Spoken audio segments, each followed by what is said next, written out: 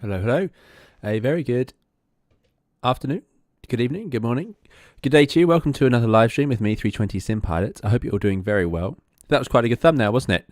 I really like that one. I hope it showed up at full resolution for you guys watching. But yeah, it really showed off the detail. I was of the livery that Ini provided with this A310, all the oil smears and so on. Really liked that. But yeah, anyway, I digress. So thank you all for coming along. We're going to take the A310, as you can tell, for a flight from Gatwick over to Munich as part of Dan Air Virtual, British Caledonian colours. Why the A310? Well, we did fly it quite a lot when it came out, and then we've had a bit of trouble with it lately. We couldn't get it to actually work, or the controls to work, and I know it's a bug a few people have had. So I've managed to, since we had that, there was a disastrous stream a little while back where we tried to fly the A310, it didn't work, and several other planes didn't work. So we went to X-Plane 12. Anyway, since then, I've flown all the others, but we haven't flown the A310. So everything else we've got back working again. So I wanted to try and get the A310 up in the air and make sure that it's still part of our serviceable fleet, which I'm hoping today it will be. We are on VATSIM, so it is very busy out there. We've also got FS traffic, and we are doing a Sunday afternoon out of Gatwick, so we will no doubt get stuck in some delay. So I won't spend too long chatting, but we should have a nice, relaxed stream over to Munich. Nothing too shocking for us today. This is just going to be a bit of fun for us all to sort of have a chat. Yeah, just enjoy flying a slightly older generation of aeroplane, basically the generation before what we have now. But yeah, over on YouTube. Now, I've had some trouble with the chat, no surprise, on YouTube again. So I think I managed to recover most of it. So if I miss anyone, I do apologise. But good evening, Chickpoint. Thanks for coming along. James Atkinson as well. Eric, Elisa Maggie, Captain Wazza, thanks for coming along and moderating. Ed Islam, great to have you here. Alex van der Paz. Paddy, good to see you, Paddy. He's done many of our liveries. Very kind of you. And thanks for joining us. Joseph Mitchell, good to see you. Igloo Fu or Greg, great to have you here as well. And Zola, we got Trevor, the Plane Madness, great to have you all here. And there is Flight Simulators 197. Danny Rubel, good to see you, Danny. Lloyd, Tromix, great to have you here as well. Wild Womble and Andy H1302, thanks for coming along and moderating. Andy, one of the key figures in Dan Air Virtual.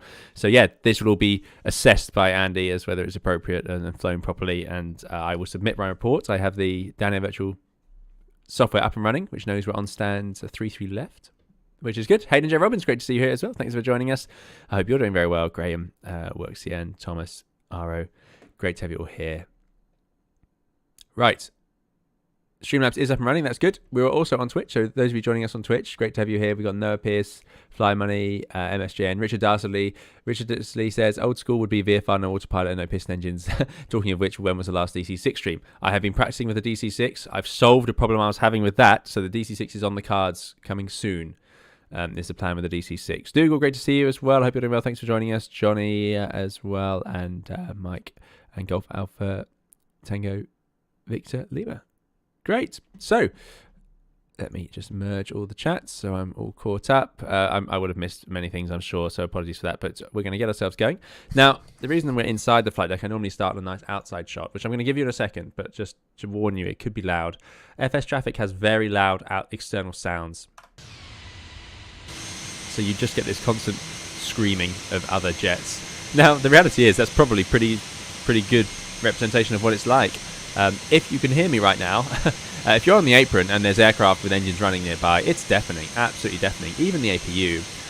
So yeah, if your APU is running and you're standing where this camera is now, then you'd have to really sort of speak up to hear each other, probably do a bit of shouting. The other thing is on these aircraft, especially the A320, at the front, you'd think it'd be quieter. But what you've got is the inlets and outlets and all sorts of noises. So anyway, aprons are very noisy. Everyone has to wear ear defenders these days. And that's what I'm doing here by turning the volume down on my sim. But Matthew, thanks for the subscription. I hope you enjoy the stream. But yeah, so this is the lovely livery, British Caledonian, an old UK airline. But this was one of their routes. So we're flying it as part of Dan Air Virtual, who have several retro airlines in their catalogue. If we fly the DC6, unfortunately, the Air 2000 livery we have for that, as great as it is, it does not qualify for Dan Air Virtual, being that they didn't have the DC6. But yeah, anyway, there we go. I think this is really nice. But still, absolutely deafening. Yeah, that was a good takeoff. Yeah, I hope you can hear me. I really don't know. Andy says, assessed by me, you ain't seen some of my efforts in landing. I'm in no position to judge. Well, yeah, but you're the boss. Now, that, I'm going to guess, is a colleague. We are still in an ever ever ongoing saga to convince FS Traffic to let us have our own airline. James has done a huge amount of work getting this sorted. Yes, that's James, I suspect, over there. But yes, yeah, James done a huge amount of work. So you may have seen it on the Discord. We are trying to get Manta to come to life in our flight simulator. I think it could be possible. I think it's on the cards. We are going to keep at it. And James seems to be the furthest ahead. So thank you, James, for all those efforts. But yeah, today, British Caledonian A310, an aeroplane that has grown on me in the looks department since it first came out. It's a very short aeroplane for its sort of size. It was designed to fill in the gap after the A300, which was a longer aircraft, but similar or same cross-section fuselage. So wide body, but just two pilots and quite a short machine. Eventually replaced by, you could say, the A330 but that's sort of out the window now. And it's really been replaced by probably 321 NEOs and things like that, frankly. But this was the sort of thing you'd see heading off down to, as we've done before, Cyprus and so on, holiday routes. And this was a legitimate route. Now, the frame rate is low, but I think it's going to improve as we go. Oh, there's some excitement going on over there. That is probably FS Traffic. Mixing in with VATSIM. That's great. We're getting a flyby. I don't know what's going on with that. But yeah, we're also flying real time. So the sun is setting. We're going to get ourselves going, and it's probably going to be, it will be dark by the time we arrive. So it should be nice. We don't normally do the nighttime flights, but I thought it'd be good to try it out. It's quite a nice vintage lit cockpit as well. So Captain Monster says, Beak, how great livery had to have the line as my profile pic. Yes, Captain Monster does, yeah. Yeah. And it's got, 2 cheat lines, so we can't argue with that for quality of a livery. Dagan says, with FS Traffic, I needed to turn down the other aircraft sound to like 15% in able to use external views. Otherwise, it's definitely... interesting. Yes, there you go. Right, let's jump on the flight deck and get things powered up. So we've got the door open, the jet bridge attached, even though it says it's not. I don't know why. I think that just toggles the jetty. So we're going to get the aircraft powered up. We do have a GPU. Excellent. Now, what I don't have is Dan Virtual's excellent A310 SOPs. I just realized I've left them in another room, and I'm going to just you treat this like an Airbus. So we're going to check that the engines are off, weather radar is off, landing lever is down, wipers, are indeed off, and the yeah, I think that we're good. Yeah, right. So let's check the battery voltage. We can do that up here. I'll get the lights on for you in just a moment. If you've got an air show, exactly. And then we can just check the battery. Yeah, all good. All in that little arc, which is nice. Although they are slowly draining. So batteries on. Airplane comes to life. Ground power on. Now we'll just let it think about its life for a little bit. I have checked. The yoke is still working. The throttles are working. The flaps are working. So this is good stuff. Because these are the things that don't always work, sadly, in this aircraft. Andy says, it was a back 111 route, but because nobody will build one, we put the A310 on short haul. Aha, there we go. Okay. That's good to know. So this wasn't an A310 sector initially, which would make sense. Like I say, this airplane would be more off down to places further away. Del Stango, good to see you. Sunny Wisconsin. Well, it's not sunny here where I am. It's grey and cold. But yeah, excellent. Thanks for joining us. Igloo says, I decided to disable AI with FS Traffic. Microsoft Flight Simulator AI just isn't there yet. I just use FS LTL for a few park planes using FS Traffic models now. I see. Okay. Fair enough. Yeah, it's not... Microsoft Flight Simulator's traffic engine is... we're years into this simulator now, and we're still not totally happy. I mean, it does things like the way Microsoft Flight Simulator, it will... And just like warn about this, the aircraft will land, and then they will hang around on the runway too long, so it causes a lot of go-arounds. You see lots of go-arounds with this traffic. But it's nice to have the traffic anyway, and we just ignore the go-arounds. Good. So, those are now on, and then I will check some of the more simple things, like our systems. We're going to check the hydraulics. All good. Yep. And the door page doesn't have oxygen on it. Where's oxygen shown in this aircraft? That could be hidden away somewhere. Oh, no, I know where oxygen is. It's on the overhead panel. I'm just treating this exactly like a 320 now. So we'll put the low pressure supply on. There we go. And we have enough. And oil. Do we have enough engine oil? So oil over 20 quarts, both sides. That's all good. And he says, if British Caledonian had survived, this would have been an early A320 100 route. Yes, there you go. Yeah, A320 100. Not many of those in the world. Excellent. Currently getting ATIS fixed with Gatwick Towers to change. Okay, excellent. Good. We'll catch up shortly. Great. So let's go into our flow. Again, I am making this up. So seatbelts can go auto. We'll put no smoking signs on. In fact, seatbelts don't have an auto position in this. They just go on. We'll put the right for the enunciator lights. Nothing to do on the hydraulic panel. It's all set. We can actually see the quantities there. I don't know why they're arranged at different angles though. There must be a reason, but I don't know what that is. And then we can align our IRS. Flying dispatch says hopefully we'll be flying along in 10 minutes. Excellent. So that's aligning. Moving along, we've done our electricity check of the batteries, but we could keep an eye on that voltage, make sure they don't need a charging cycle. You can see that battery 2 is charging a little bit.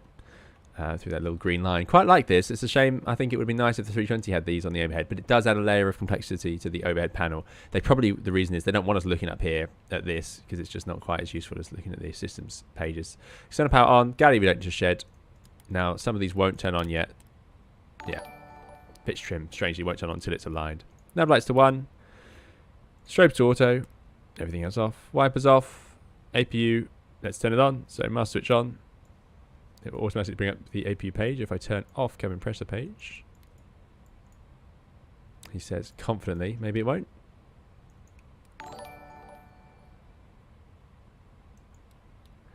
Is there a way to make it just automatic? Okay, we'll just turn it on to the APU. And then we'll press start, and we'll see the on, and then it will go a little XL.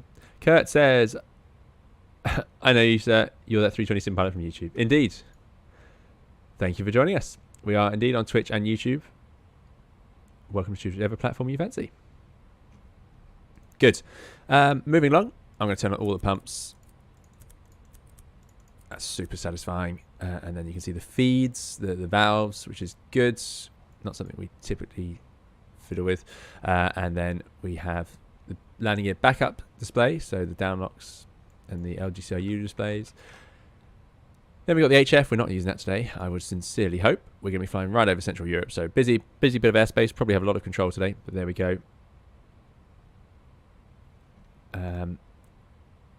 Phil Norbert, good to see you. Thanks for joining us. I hope you're doing very well. Good to see you here.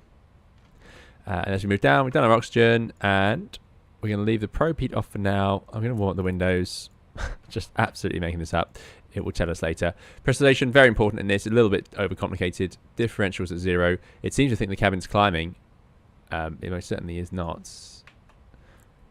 But there we go. There's the APU accelerating. But the outflow valves are open. Strange. Haven't seen that before. Anyway, we will leave it in auto mode on system 1. Auto pressurization rate limit norm. So we'll leave it at norm. Yeah, why not?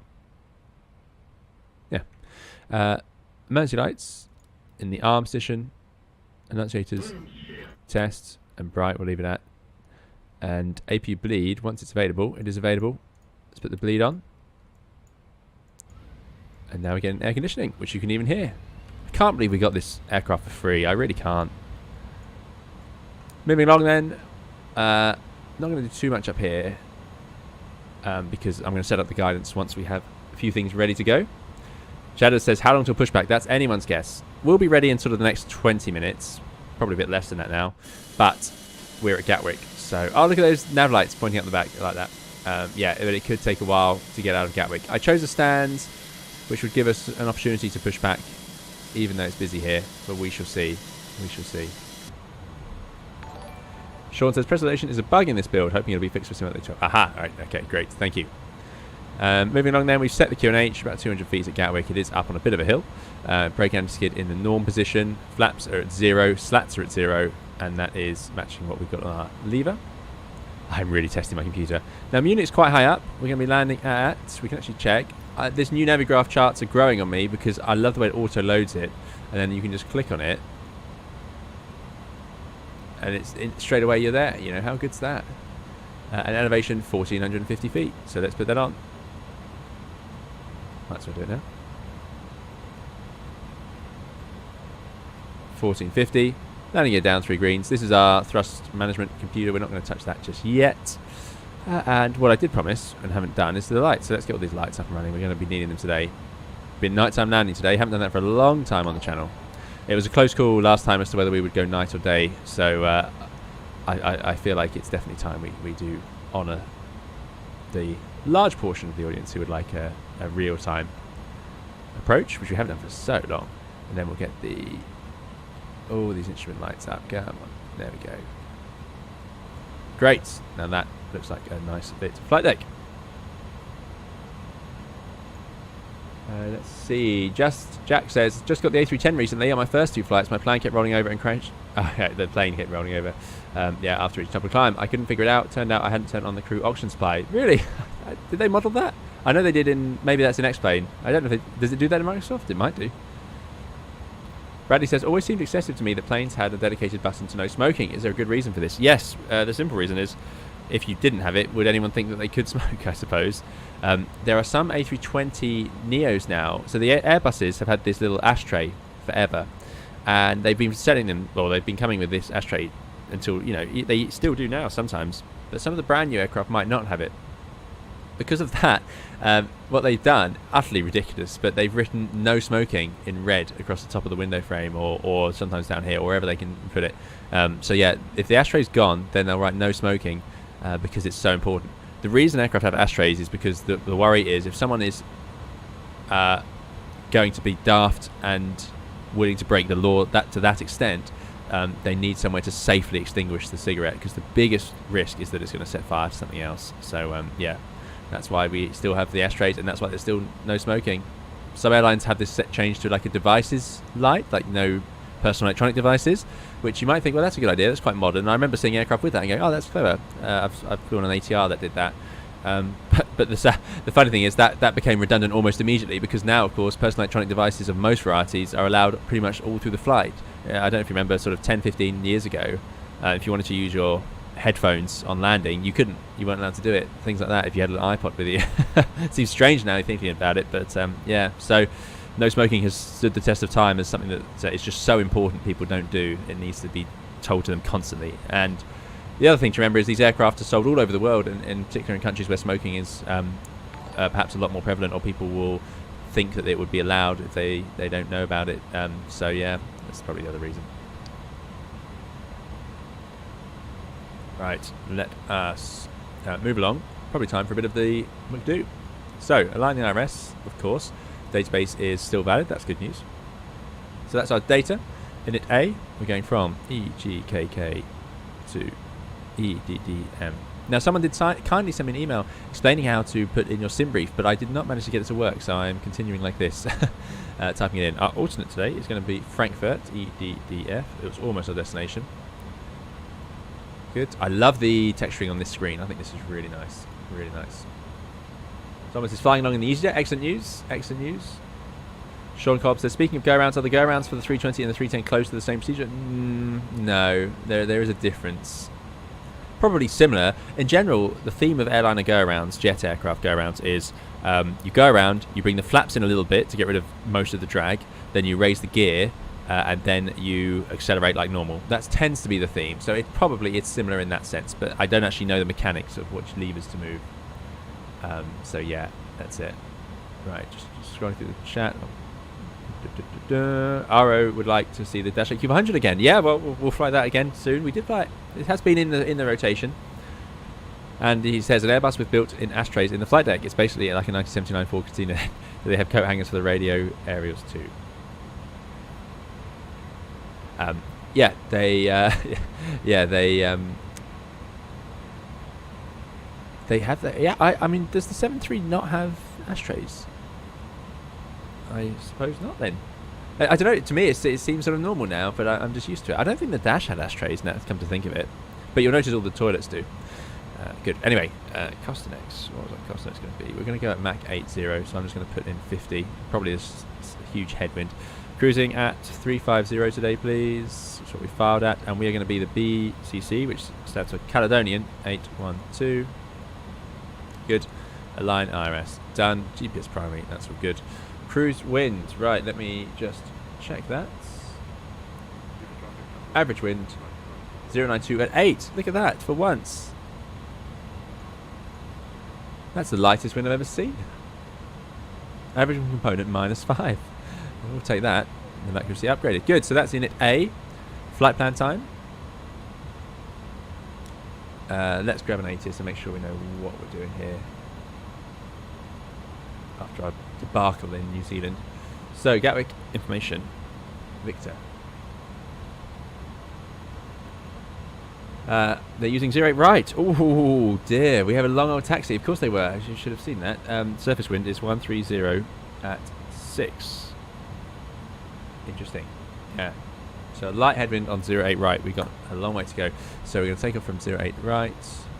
And our departure was supposed to be the Gatwick to Zulu. Now I think the Zulus are correct. And we can actually check that because Navigraph loads it in straight away. This is really, really great. And it's going to be a quicker route. So once we get underway, the longer taxi will pay off. Now it's 250 knots. 0 right. RNAV departure, which we've got. Yeah, all good. Transition at 6,000. Initial stop at 6,000 feet as well. So Gatwick to Zulu. Insert. Great. Stomco says, hello from Thailand, Captain. How's the podcast coming along? So, lots of work being done. You would not believe how... I'm sure I'm making it difficult, but I'm having difficulty with the podcast in the sense that trying to arrange to have a guest on and have the audio come out of into an audio program and not into a video program, whilst also using... I wanted to be able to use my laptop, which is a Mac, because I wanted to be able to do this more conveniently, i.e. when I couldn't get to my computer to stream. However, that is proving more difficult than I'd imagined. So ongoing, definitely ongoing. Lots and lots of Googling being done and video tutorials being watched. So we're on it, we're on it. Good, so let's carry on with the routes. We're going to go from Gatwick.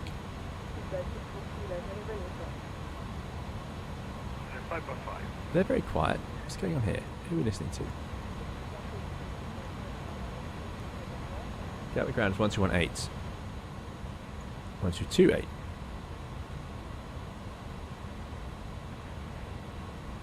See if that works. 51 to Quebec. Kilo. Hello. Availability front. They're getting louder. Let me just see if that works. It's funny, every time I log in it seems to be very different. Right, back to the route. Yankee 311. And then we're going to take that to Dover. Afternoon, easy 92, Bravo Alpha, stand 36, with information Victor on board. Which is basically the next point. And then from Dover we take Upper Lima 9. It's 92 Bravo Alpha, hello, report your aircraft type. We're in a Airbus A320 NEO. Now, that report your aircraft type, I don't know how the audio is mixing for you, but that whole report the aircraft type thing, I forget that regularly as well, and I hear lots of people forget it. So don't worry if you ever forget that one. So we're leaving at Conan. That's Gatwick to Zulus, that's what we're going to get as well, that's good. It's 90 Bravo Alpha, correct. Quality 061, Conan, airway, Upper Lima 607. She's going to take to Coxey. She's in Brussels. Shuttle 975, same for you, Tower 124.2. And then direct to Matug. 1425, thanks, have a good one, Shuttle 975. E2, is 477, holding short Coxey, Matug. Roger, is 47, leave a mic. Movem. Tower 124.225, goodbye. 124.225, Sorry about this, this is a bit longer than I thought. Tango 109 at least to Harem. Right on Juliet, hold Juliet 4, And Tango 104. Easy 40 Tango Golf Taxi, Quebec Alpha. Reverting to type is what all pilots would say about that. Short Juliet. Because the Airbus would have just had to type it in. Quebec Alpha, lead Going to Rock Hill, which is the arrival. It was at Easy 314 for push. Rock Hill. Easy 214.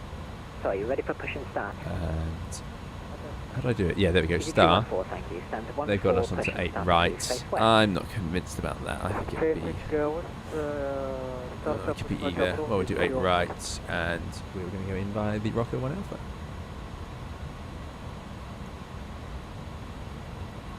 There it is. Insert. Good. Right, so that's a flight plan. Sorry about that. Took a bit longer than I thought. Yeah, if you are watching and enjoying, do please leave a like on YouTube. It makes a big difference. Really appreciate it. Things are starting to come to life down here. Whilst I remember, I'm going to turn on the pitch trims. I'm going to just check that the APU generator is on. So we'll get rid of the ground power. And we've got the APU bleed on. So that's good. We'll leave that alone. I think I'll be ground to Great. 120 kilos. So there's our route initially out via. Let's just check it does work because we pretty much know that's what we'll get now. So out by Kilo Echo 04, up to 6,000 feet, 250 knots, absolutely fine. So straight out the butcher here, pretty straightforward. Good.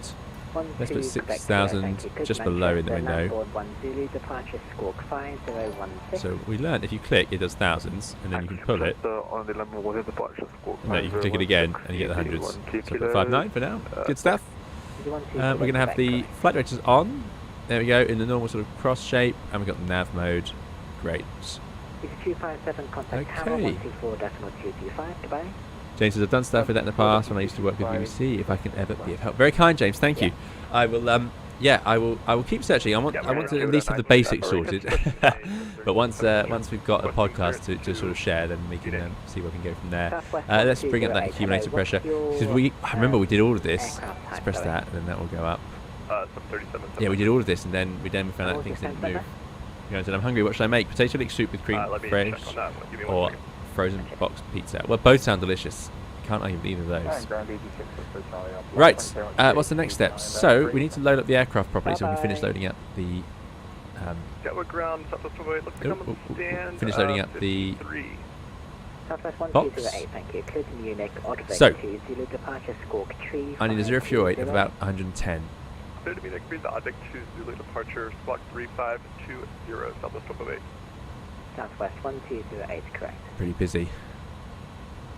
In fact, full. This was a busy down air flight. Good evening, Munster 999 is I'm supposed to have A320, 2 tons. 1036 information. So if you're 100 tons, how many requesting passengers clearance are we from supposed to Munich. have?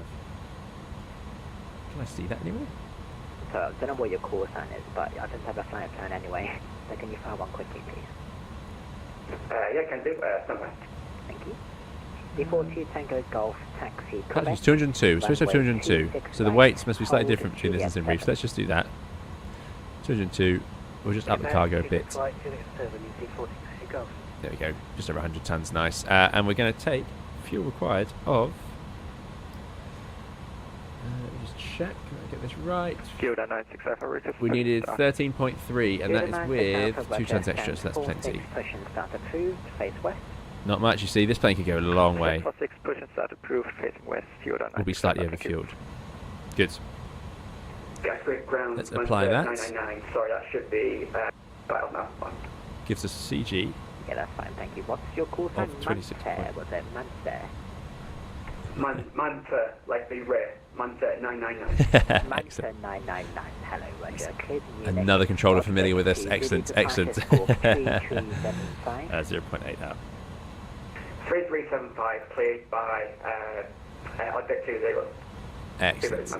That's great to hear. Munster 999 Representing. Good. So. Oh, I should write down 0 fuel weight of 101.1. Right. So this one we can click that, and it's 2510. It's a dry runway. 078.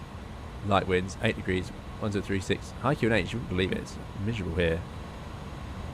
Yeah. And weights. Now, does it know the weights? No, it appears not. So we're going to go with 101.1 plus 13.4. So it's 113, 114.5. Let's do 115 tons.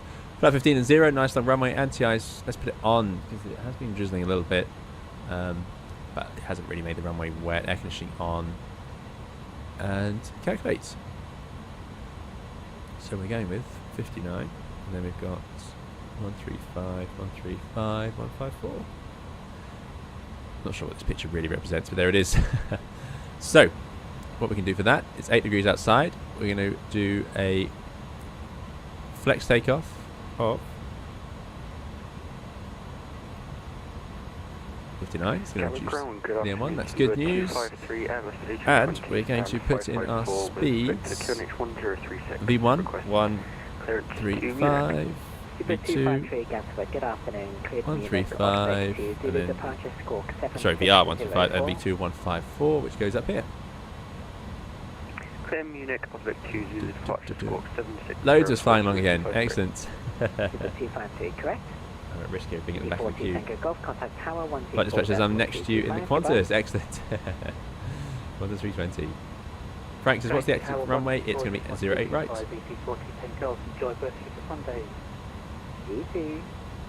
I'll try. This controller sounds good. Not easy once you go to it. I'm going to have to turn Quebec, and 107 pushing start still approved. Take perfectly west. well. First one prefers left, you do want to begin. Let's try that. Good. So, how are we doing? Let's just finish a little bit more. Let's get the box finished. So that was data in its flight plan. Secondary, I'm just going to copy. Radnav isn't here. It's an RNAV departure straight out, so I'm not going to tune anything in the nav.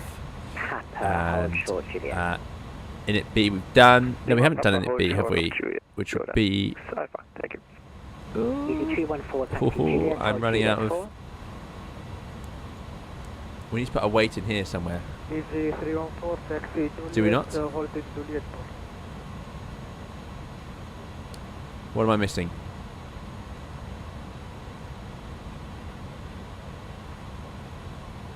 There we go. There is an init B page. Yeah, thought so. So 13.4 goes in there. Zero fuel weight of 101.1. 114 takeoff weight. We've got 115, and CG was about 26.5. There's someone said you can just click on it. No, you can't click on it. I'm thinking of something else. It's not making too much difference, just the calculations. There it is, and it might change how the airplane trims that tank, because it does have this auto trimming system, which is very cool.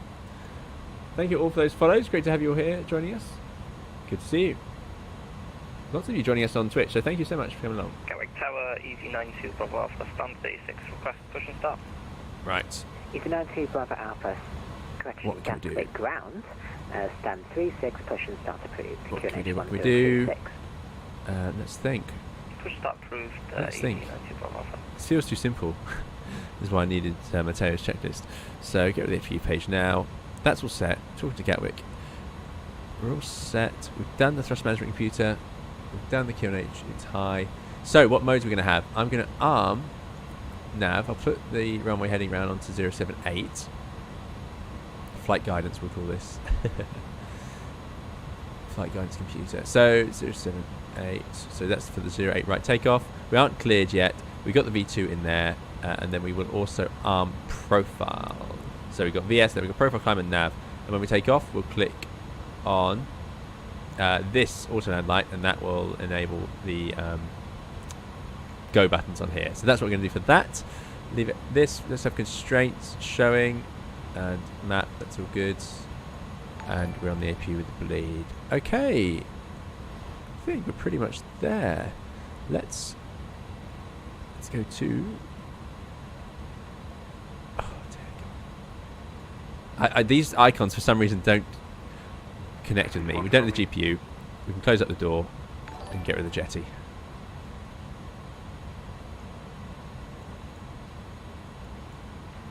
Oh, no. Thanks for the follow, and thanks Adam for the subscription. So, come on jetty, off you go.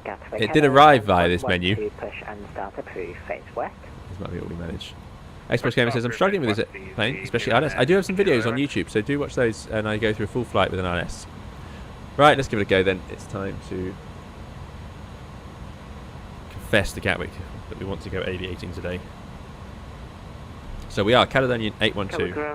We have Victor. Radio check. Oh, I didn't Speedbird 93, hello, readability 5. That's a new one. Gatwick ground, Southwest 1208, stand 53, ready for pushback and start. Southwest 1208, stand 53, push and 1036. start, face east.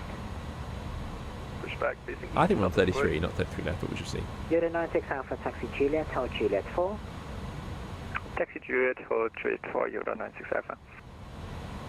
Gatwick, good evening. Caledonian 812, stand 33, Airbus A310, information Victor QNH 1036, request clearance Munich. Caledonian 812, hello, cleared to Munich, Otvec 2, Zulu departure, squawk 0363. Clear to Munich, Gatwick to Zulu Squawk 0363, Caledonian 812, and we are ready. Caledonian 812, Roger, read back correct. Once the squawk is set, push and start approved. And the QNH is 1036. QNH 1036, once the squawk is set, we are push and start approved. Caledonian 812, thank you. There we go, we've just jumped the queue. That's totally cheating. And now everyone else is going to have to jump in. I can only apologise for that. That's a little trick that some people do. The controller has to read back to you. They will have to say back to you, or once you get your clearance call in, you have the frequency really, and there'll be other aircraft, and especially in a busy airport like this, there'll be other aircraft trying to get their call in. So 0363, we'll put that to transponder. QNH 1036 we got, and we'll go to 6000 on the window.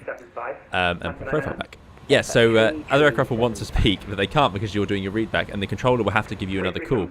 So what you can do is that, which is just to drop in that you're ready and you're requesting push to start in the same call in the readback, which is totally cheating. There we go. You're not together, are you? Yes, we're flying to Munich. I see. Well, in that case, your push is approved. I'll let you do whatever you want. Just don't crash into each other. I'll leave it to you. Oh, no. Thank you very much. I'll try that. Okay, I'm going to try and go straight back just to here. That's my plan. Good. Right, we better get going or we will get in trouble. There is a limit to patience. So cockpit prep is completed. Signs are on an auto fuel. We've got our 13.4 tons.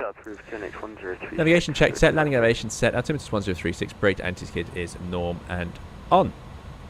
Let's run below the line. So we'll put the beacon on. Throttles are at idle. Windows are indeed closed. And we'll go. Windows doors closed, beacon on, parking brake on. So, time to push back. Great news. Which menu is it? This one. I'm really bad at these icons. There for pushback.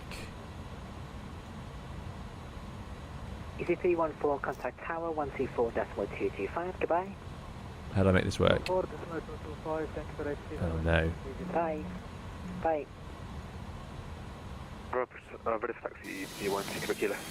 Please just go. Kilo, oh. Kilo, Romeo, aha, there we go. Juliet 4. Kilo, Romeo, Juliet, Juliet 4, easy 160 You're the 96 Alpha. It's all coming together. 124.225, drop the call sign. Tower 124.225, you're the 96 Alpha, thank you. Heathrow traffic. Come on, we're going to get in trouble. What's going on? Yeah, whatever works best for you. There we go. Right. James says, I'll push straight back and let you pass first. I have no idea where I'm going. Yeah, Juliet to stand 24, We've got a long taxi out today. Thank you. But I'm guessing we're going to go south, down, and then along Juliet. Could go through Lima is the only option, but I'm going to go straight and then see what he says for taxi. What's your preferred EFB, Phoenix or A320X? I like both. They're both good. Right. Let me just check. Parking brake is released. Start clock. Oh. Taxi in Lima, holding short Papa for EZ95. Away we go. That's that. No messing around.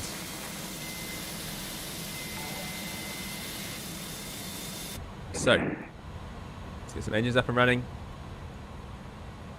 Got the APU bleeds. So we go. System A. Let's start engine number 2. Open. Let the N2 get to something sensible. Lima, Romeo, and Juliet. Hold Juliet 4. Look at that. 40 minutes after stream start, and the stream started on time today. 15%. Engine 2 on. And Gatwick ground. Fuel flow. EGT increasing. Terminal stand. If it's a bit congested, we're happy to hold at stand 43. Yeah, if we both push straight back, then the controller can send us both north or south. It looks pretty busy that way. Roger, we'll taxi stand 43. Can we just confirm via Juliet in November? Negative. Hold position there. Sorry, hold position. Roger, hold position. Sounds in this airplane are best on the flight deck, I've got to say. Abby Windows Seat says, good evening. It's Windows Seat. Excellent. Good to see you again. I hope you're doing very well. Great to have you here. Let's stop that before we go any further. Southwest 1208, taxi Set the parking brake. Kilo, hold short, And Quebec. hopefully the tug will just disconnect. Taxi Papa Kilo, hold short Quebec. Wow, that was quite an M1. That was incredible. I've never seen an engine do that. Taxi Papa, hold But it short, has recovered. Kilo. That's good stuff. Toronto Taxi Papa House Short Kilo. Adam, again, good to see you. I hope you're doing well. To the hotel. Thanks for joining us. Glad you made it. You can expect stand Let's start up. 5. Engine 1. What do you expect that? Open. Spinning round. Speedbird 87, hello. Reaction says, I've always wondered why pilots, VATSIM and Real, start their transmission with and because they haven't thought about it. That's what that is. Starting engine 1. Speedbird 253, taxi Quebec Alpha, Lima and Quebec, hold Thanks, short, Juliet. Rollick, for the follow. And Andy. Quebec Alpha, Lima, and Quebec hold short Juliet, 0253. Right. I think we can turn down VATSIM. For some reason it's now gone a bit louder. I honestly need sort of a continuous dial that lets me change VATSIM's volume. That would really help me out. Easy 92 Bravo Alpha, taxi Lima, hold short of Quebec Alpha. Generator 1 coming online. It's great. Great, this aircraft. That is Taxi now Lima, stabilising. hold short Quebec Alpha for Easy 92 Bravo Alpha. There it goes again. What's this all about? Yikes. That's, I'm pretty sure, physically impossible, thankfully. But there we go. Good. Engine started. Ignition off. So even in this aircraft, the startup's very simple. That's somebody nearby, not us. That's good. And oh, that's the packs. Sorry, that's the ignition pack standing on. We can turn the AP bleed off. I'm going to turn the Peters on now before I forget them. We've got the hydraulics and the generators, so I'm going to turn off the APU. I'm going to set the flaps, 15 and 0. And I'm going to set the trim to 0.8 up. 1208, taxi Quebec and Juliet, hold Juliet 4. Taxi Which Quebec. is, oh, where it was, it did it. Juliet, Ah, there is a way to, hold Juliet yes, 4. someone did tell me that you can click or something. I must, Very good Anyway, there we go, afternoon. that'll do. Whiskey on board, pound Let's not get distracted. yeah, so so we're going to take off approach. Okay. We've got four, after such is now. Pitch trim is set, rudder trim is at 0. Spoilers need to be armed, unlike the 7.3 sadly. Rudder trim's down there by the way, you can press the reset to reset to 0. What is it, taxi? Slats flaps. We got 15 and 0, which is what we wanted. Ecam status. Checked, all looking good. Anti-ice. Is it raining? No, it looks nice actually. We'll leave it off and hand signal received. After check's complete, we're ready for taxi. It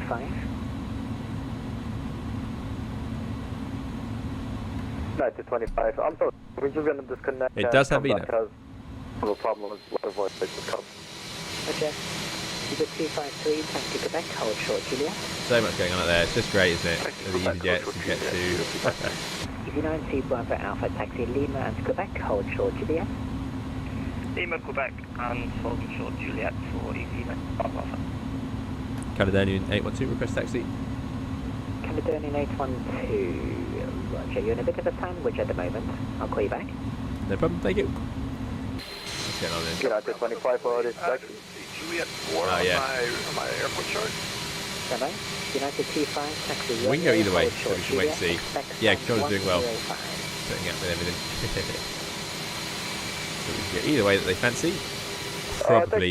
In real life you wouldn't, you'd want to be a bit further back, but we'll make it work today. So, Southwest 120. Gypsy's asks, did you see the A380 preview from the fly-by-wire? It's amazing. Hope you fly when it's out. Yeah, it does look amazing. I can't wait to fly it. It does look great. Juliet for now. Juliet for now. It does look amazing. Easy 29 Kilo X-ray, contact Tower 124.225, goodbye. Tower 124.225, thanks for Easy 298 Kilo X-ray. Gatwick ground, Qantas 2, Papa Quebec, request taxi. There goes Qantas, excellent. Quebec taxi, Kilo Papa. It's great that these liveries are working.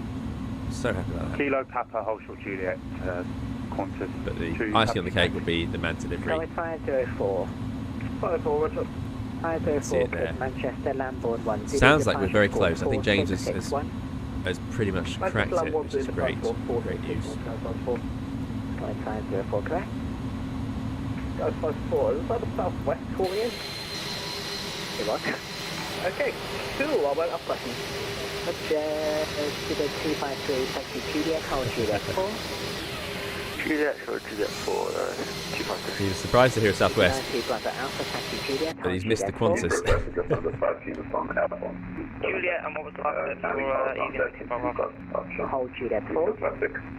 Hold in Juliet 4 for easy negative Bravo. Southwest 1208. I wish the head tracking would like free. If you go to the taxi chart on Navigraph and go scroll down a little bit, it says airport info and takeoff minimum. Is it 20-9? If you look at the top left, it has Juliet 4 in the picture. Okay, I'll navigate to that chart and take a look at it. Thank you. Roger. Caledonia 812, can you make a sharp right turn? Of course, Caledonia 812. Roger, taxi Kilo and Papa, hold short Juliet. Kilo, Papa, hold short Juliet. Caledonia 812. Thank you. Yeah. Any turn. Master 999, So, taxi sharp right, Kilo, Alpha, Kilo and onto Papa. hold short Juliet. We're going to take Papa south and hold short Juliet. It's going to be an interesting Hold short taxi. Juliet, confirm. So, let's put the turn off lights on. 999, hold short Juliet, confirm. Hold Jet 999, hold short Juliet, confirm, thank you. Taxi light on. United 25, There we go. after the On the move. EZ, Hard right turn. We promise we can do it now. Right to left, Let's hope it works. Romeo and It's going to be a nice Kilo, sunset departure. 105. Oh, my frame rate. My poor computer.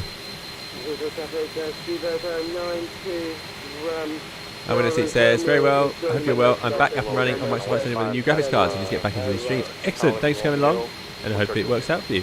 China Great 185, to see you hello, there. hold short Juliet. Oh, I can't do these theory view. Just can't take it.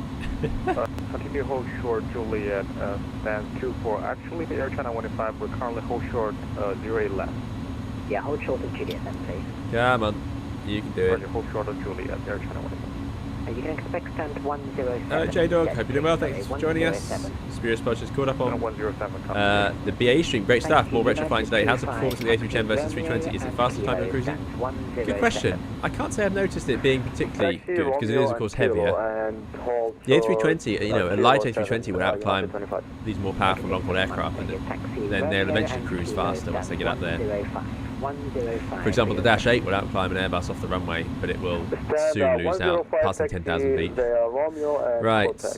For United 25. Forwards. Romeo and Kilo.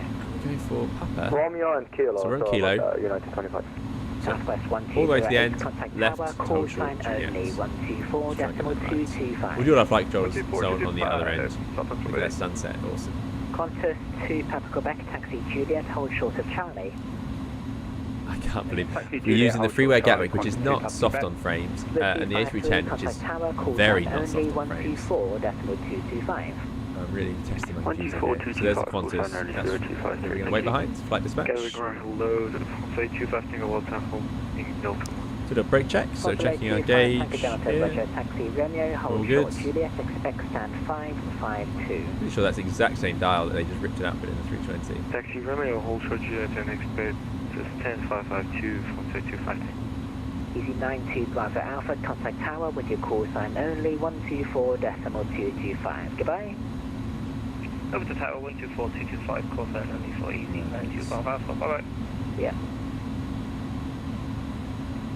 Guys, 504, ready, push up. Skylight 504, stand 51. Next is hold short Juliet. Face west. If we have a spare moment, we'll do some flight controls, but let's just let's not mess this up for this controller. Doing a great job with us. It's Papa 1. But Papa 1 sits north, so... Oh yeah, no, that's before Juliet, so... We are allowed past Papa, but not to encroach on Delay Juliet. 25 Tango Delta, taxi Qantas Romeo, is going and ahead. stand 552. Beautiful evening for this. Oh yeah, that's great. 252 Love the sort of... Qantas 2, Papa Quebec. Another thing Microsoft does so well is this sort of flickering light. Look at that, the way it's sort of glinting and flickering. Very good. I'm going to set the parking brakes so I don't embarrass myself too much. EasyJet, Wizz Air. Oh no, I can see a default Airbus. What's that? There are some getting into the system. This is traffic for your information. Taxi Juliet, hold Juliet 4. Flight Juliet, hold Juliet 4.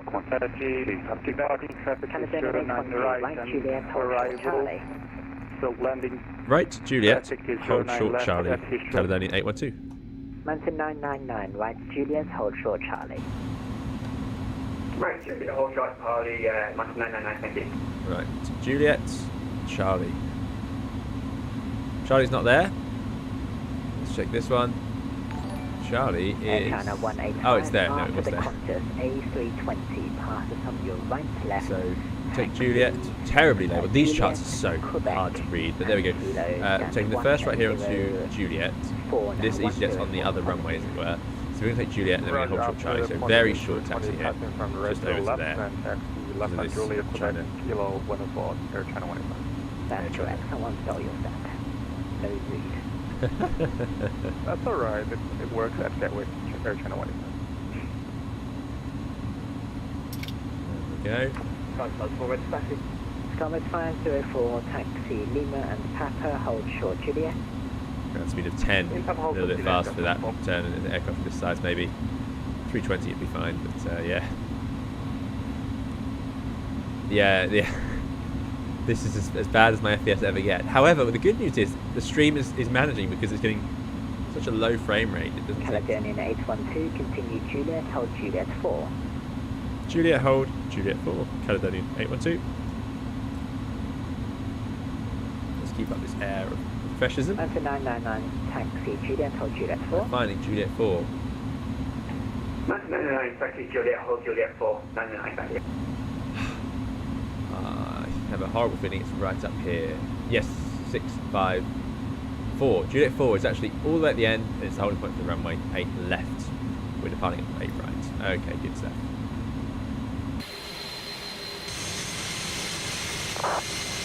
James right on our tail there. Love it.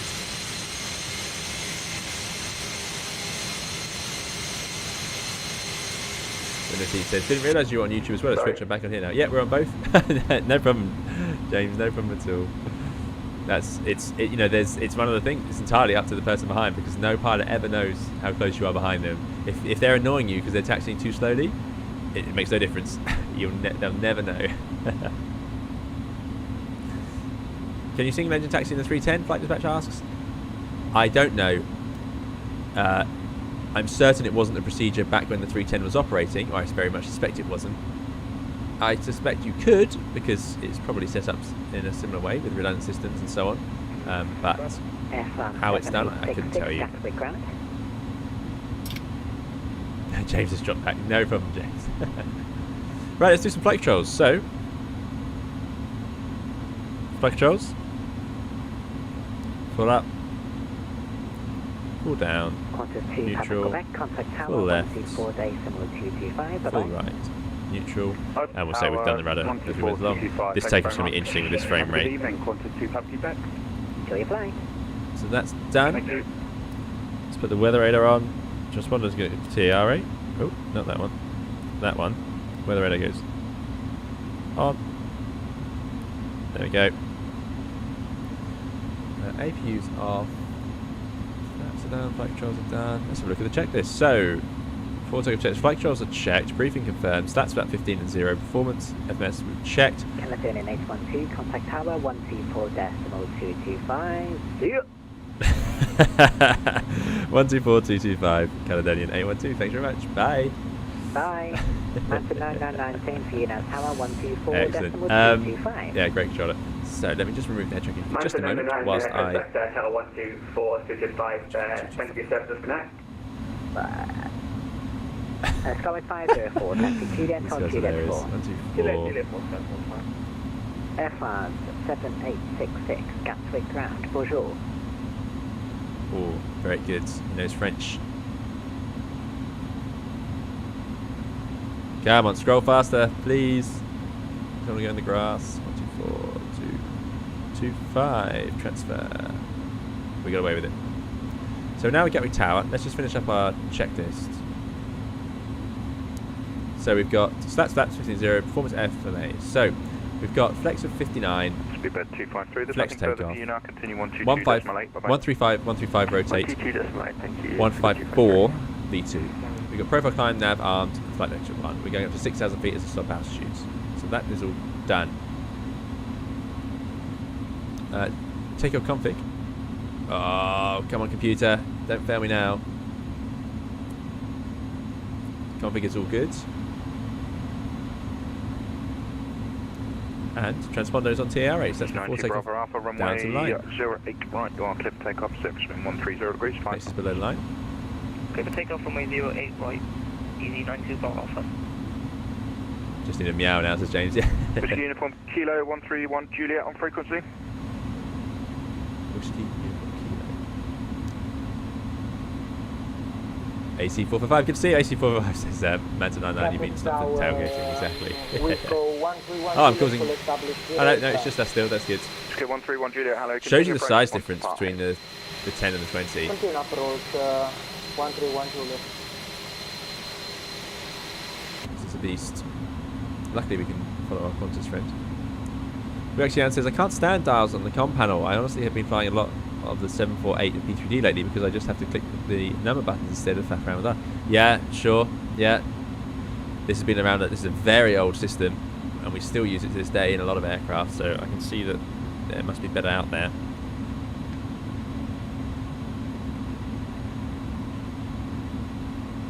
Alright, let's check in. Whiskey 131 Juliet, runway 08 right, clear to land, surface wind is 130 degrees, 5 knots. 08 right, clear to land, we'll go 131 Juliet.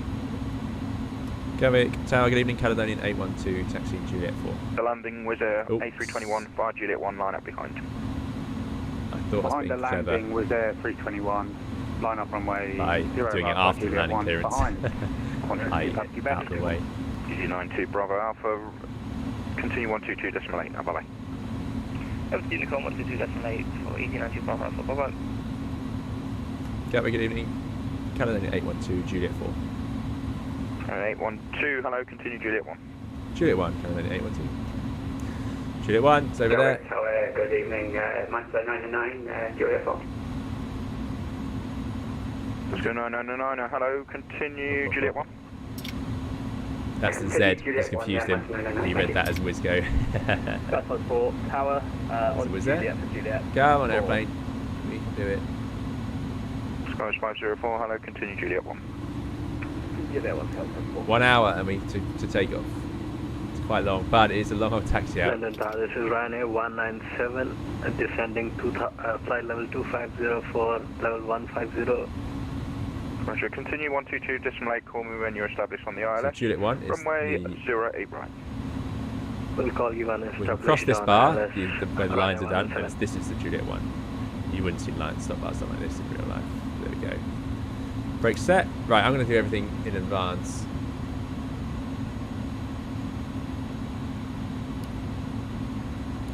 Oh yeah, I keep thinking it's the Phoenix, but you can't do that. Hold on, let's do this like this. It's just because of my microphone. Gets in the way. So we'll put all the lights on. Cabin is ready. Transponder is on. DRA. What else are we going to do? Got the pitos on. Oh. Cabin, TCAS, packs, ignition, anti-ice. Roger, contact ground 121 decimal So that is the before takeoff checks below the line. 121 Complete. Complete. I think this is a record for a busy airport, though. Yeah, this is a pretty good one. But we have done busier in the early days of...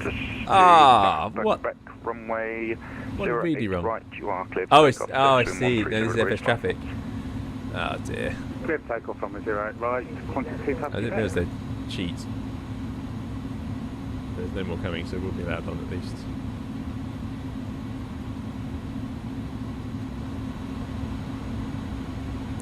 No, Mrs. Gatwick controllers always just call me Wiz, regardless of which division I was. There you go. So Qantas on the way. We don't need the wing lights. Those can go to take off as well. Now, in the 320, that makes a big difference. You can't really see it here. But yeah, the taxi position to the takeoff is so much brighter. And we now use it for landing as well as takeoff. Because it just lights everything up so well. How dare they change? Exactly, yeah. Hopefully they'll get out of the way shortly. As long as they don't... I don't know if the FS traffic will do rejected takeoffs if it sees another airplane like that. Hopefully not. It's far enough down now.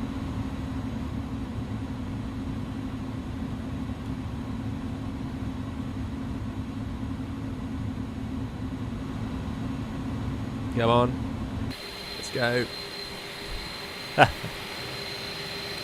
James. I stopped a bit short before James there. How's it? Airbus 812 via Juliet 1 line up and wait on me 08 right. Via Juliet 1, line up 808 right. Caledonia 812. Brakes released. Let's get moving. Not the place to mess around. Going to Papa Quebec, Unicom 122 decimal. Over to Clear on the Unicom. approach. 122 destination, thanks very much. Qantas 2 Public back. Big advantage of the head tracking is that there's less chance of that thing where when you're right clicking it locks in a control input for you, which has caused me headaches before. So we're going to go forward to the throttle, stabilise them, and then press that button, and it will go into the takeoff mode. It's got profile climb and nav armed. Should be all fine. We shall see.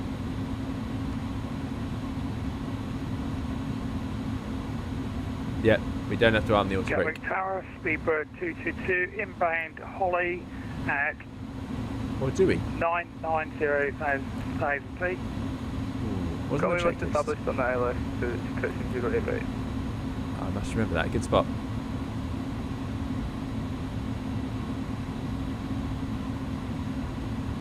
Maybe we'll just stand on the brakes if we have to. Caledonia 812 runway 08 right, Southwest 13, correction 13, 0 degrees 5 knots, for takeoff. Clear for takeoff. 08 right, Caledonia. 812. Right, start the clock. Not sure how to do that on that one. Pretty old one. Throttle's up. Bit of forward stick. You'd be already in trouble at Gatwick for taking this long. Brakes released and... No, it's not that one, it's that one. There we go. Yes, yeah, I know you can't auto land. Right, thrust, SRS heading. And it's spooling up to take off thrust for us, which is what we Make it wanted. to 999 via Juliet 1 line up and wait on me 08 right. We'll get a nice roar from the engines in a second. 999, thank you. Oh, frames. 100 knots, stick to neutral. It's still a bit twitchy on the nose at low speed, this one. Phoenix is one of the best ones now. And the A320 NEO is very good as well. Oh wow, this is pretty laggy. V1. And rotate. Let it weathercock.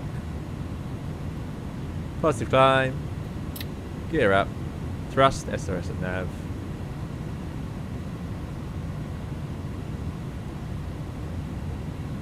Pretty slow rotation, but I was just trying to make sure we didn't...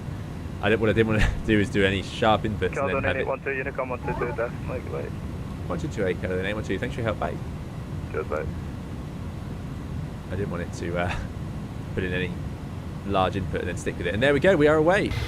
Departing Gatwick. Oh, beautiful. Right.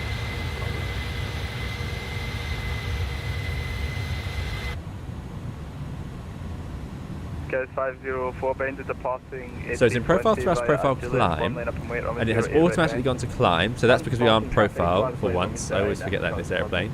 Let's put the autopilot 1 on, above the S speed, flap 0. Let's disarm the ground spoilers, get rid of the nose gear lights. I think the turn-off lights are actually on the wings on this one, or on the nose, so we'll leave those for now. Good. Accelerating to 250 up to 6,000. And there's even a weather radar. Fantastic. Frame rate will now improve, so I can only apologise to everyone having to put up with that. That's, yeah. Unicom. And there's no point messing around then. We're going up to 350. So we can push that in, and then we go up. No, we put it out, sorry. No, push it in. There we go. Got there eventually. 350. We'll set standard. And just synchronise all three. So we're on flight level 350. Profile thrust, profile climb, nav. Nothing on TCAS for now, so we're in a good shape there. Excellent. We're on the way. 3 FPS indeed. Beautiful clouds after takeoff at the sunset. Yeah, lovely. There we go. Our frames have returned. Oh yes. Okay. Let me screenshot. Sorry. This is traffic plan on takeoff 09 right.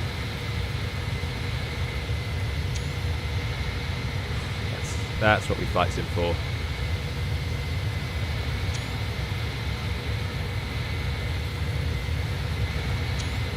Love that rippling in the fuselage at the front. Yeah, such a good model.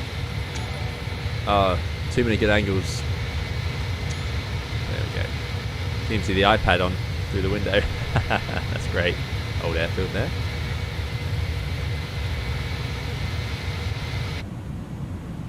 Yeah, great. That's why I wanted to do a real-time flight for once. Just see a bit of a different side to the sim. Right, Nikolai is very kindly super chat. So sorry, Nikolai, I missed that. I can see the chat has actually moved on quite a lot since we started, so I can apologise for that. Max auto brake is in the SOP, so short. Yeah, okay, so we should have had max auto brake on for that one. Again, if it doesn't engage on takeoff, which it won't do on even the A320 at low speeds and with certain failures, we're actually ready to stand on the brakes anyway, of course. Hence, that's what the decel cord is there for. Anyway, Nikolai, thanks so much for the £7 super chat. Really appreciate it. Nikolai says, hope you're well. Looking forward to the flight today. Have you seen the progress of the flyby A380? I'm looking forward to it. Thank you so much for the £7 super chat. Really appreciate it, Nikolai. I have seen the video on the A380. It looks astonishing, so I cannot wait to see more. Yeah, it does look really, really good. But thank you so much for the super chat, for supporting us as always, Nikolai. Thanks for coming on today. I'm glad you're looking forward to it. I hope you're enjoying it. And sorry I missed your super chat.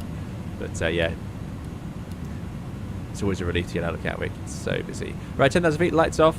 We're on standards. We're going to go to airport. And fuel, engines, oil, looking reasonable. We've still got 12 tons of fuel. Oh, we've got through it. We've burnt 1.4 tons of fuel, which is taking us to 13.4, yeah, which so it all adds up. That's good stuff. It's definitely in the climb gate, or climb mode as it were, so that's good. Getting a good climb rate today. We're very light, frankly. We don't have much fuel or cargo, so although we have lots of passengers, this is quite a good day for the 310. Let's put the terrain radar on. Jack says watch for weather balloons. Indeed, yes. Indeed we shall. Weather radar does seem to work in this one, but I don't know how much it's working. Indeed. And thank you again, Nikolai, for the very kind super chat. Really appreciate it. Manta 999 passing 6,000 feet via Kilo Echo 10, climbing to flight level 310, meow. There it is. James says, I've had a Mansa FS traffic just land. So there you go. So they are out there. That's good stuff. James seems to have cracked the FS traffic thing, which is great. Is FS traffic better than FS LTL? Tricky one. I'm still learning FS traffic, but for me, I mean, I wasn't using the injector. I'm using it more for the model matching of FS LTL. I didn't use the traffic injector as much, so that would be for people who did to answer. Oh, that's great, isn't it? You've got the other traffic heading in and out. There's a runway. Traffic going in. Traffic going in. Awesome. This is a great part of the flight when you're just away. You're on the way now. All the problems, the delays, the baggage going missing, the technical issues, typically the missing passengers who are running around the terminal still shopping or something. All of these things now fade because you're on the way. Your sphere of influence has shrunk a little bit to the aeroplane and the weather, obviously, and air traffic, and there's obviously loads of things, but in general it tends to be quite a nice moment. T Barrett says, nice line of us going here. Yeah, it's excellent. Lots of us flying along again. Rodney says, do you plan on buying Toliss A320 NEO when it comes out next month, or do we have too many 320s in the hangar? Yeah, it's a tricky one. I'd like to see it though, see what they've done with it. Because that would be the first 320 NEO, won't it, for Microsoft flights, for X-Plane 12.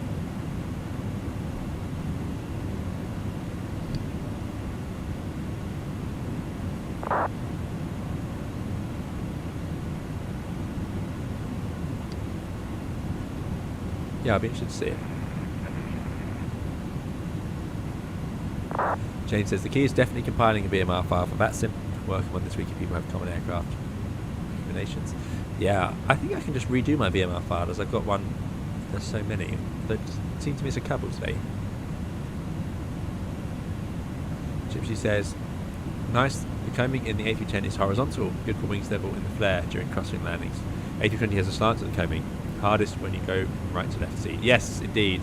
So that's the thing that happens. I think I may have mentioned this before, but there's traffic in front. Yeah, we're getting really good climb performance here. The combing is relatively flat here, but even so, it can mess with your head a little bit. But yeah, if you swap seats on the A320, the combing is at an angle the whole way down, so you get used to that picture at the front. So when you swap seats, people struggle with that a little bit. I say struggle, no, not struggle, but it's a noticeable difference. You have to sort of rewire what picture you're looking for during the flight and on the landing. James says, I think Ryanair has been replaced by Manta on my FS traffic. Yeah, this is the tricky thing, isn't it? We're starting up a new airline in the FS traffic. That's traffic flashing ahead, yeah. Oh, not a runway. Berman says, serious question, how do they manage weather balloons in terms of aircraft collision? Weather balloons will typically be no-tamped, but they're not supposed to just release them into busy airspace. So if there's a report of a weather balloon, then air traffic control will avoid you around it, that sort of thing. I believe they don't spend long at these levels. The weather balloons will go up much quicker, that's my understanding. I don't know much about them, frankly.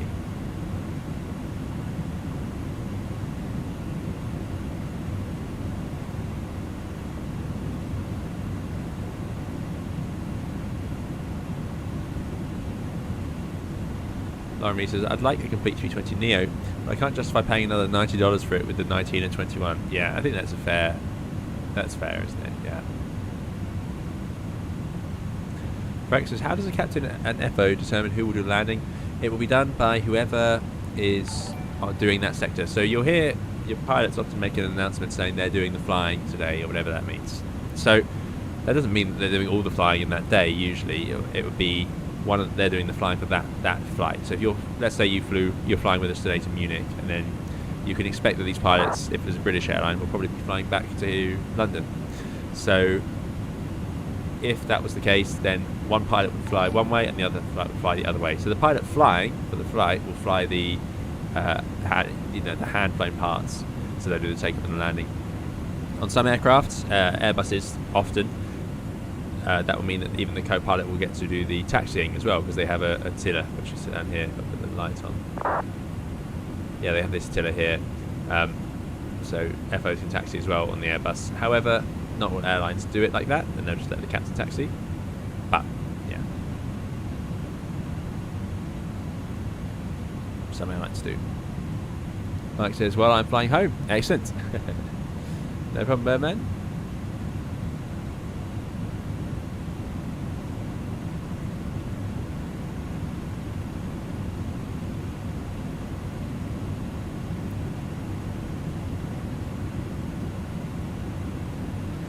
T. Barrett says, if ATC isn't on in Munich, will you fly the full procedure or do a direct?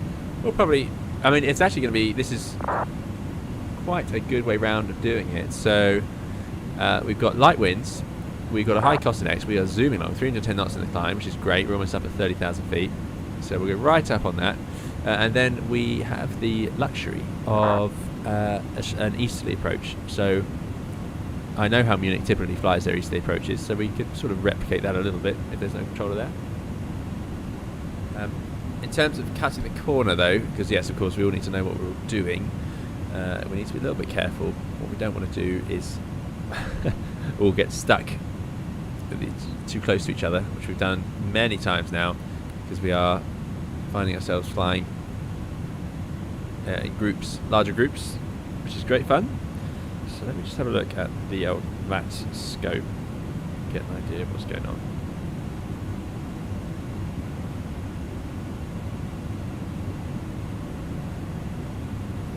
Nikolai says, one pilot will monitor and the other flies. Whoever takes off will usually land, I think. Yeah, exactly. Now, captains may do a landing if the weather's bad, if it's too windy, or if you've got things like narrow runways, contaminated runways. So there'll be lots of exceptions, but typically you'll just alternate, do half and half. Right, there I am. So I'm right behind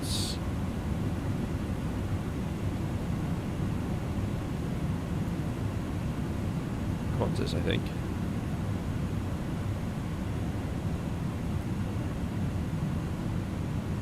Yep. And there's the Easy.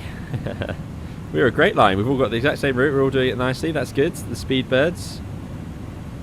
And the Southwest. Excellent. Excellent. Any others? Oh yes, possibly the NGN. I always forget the call sign of.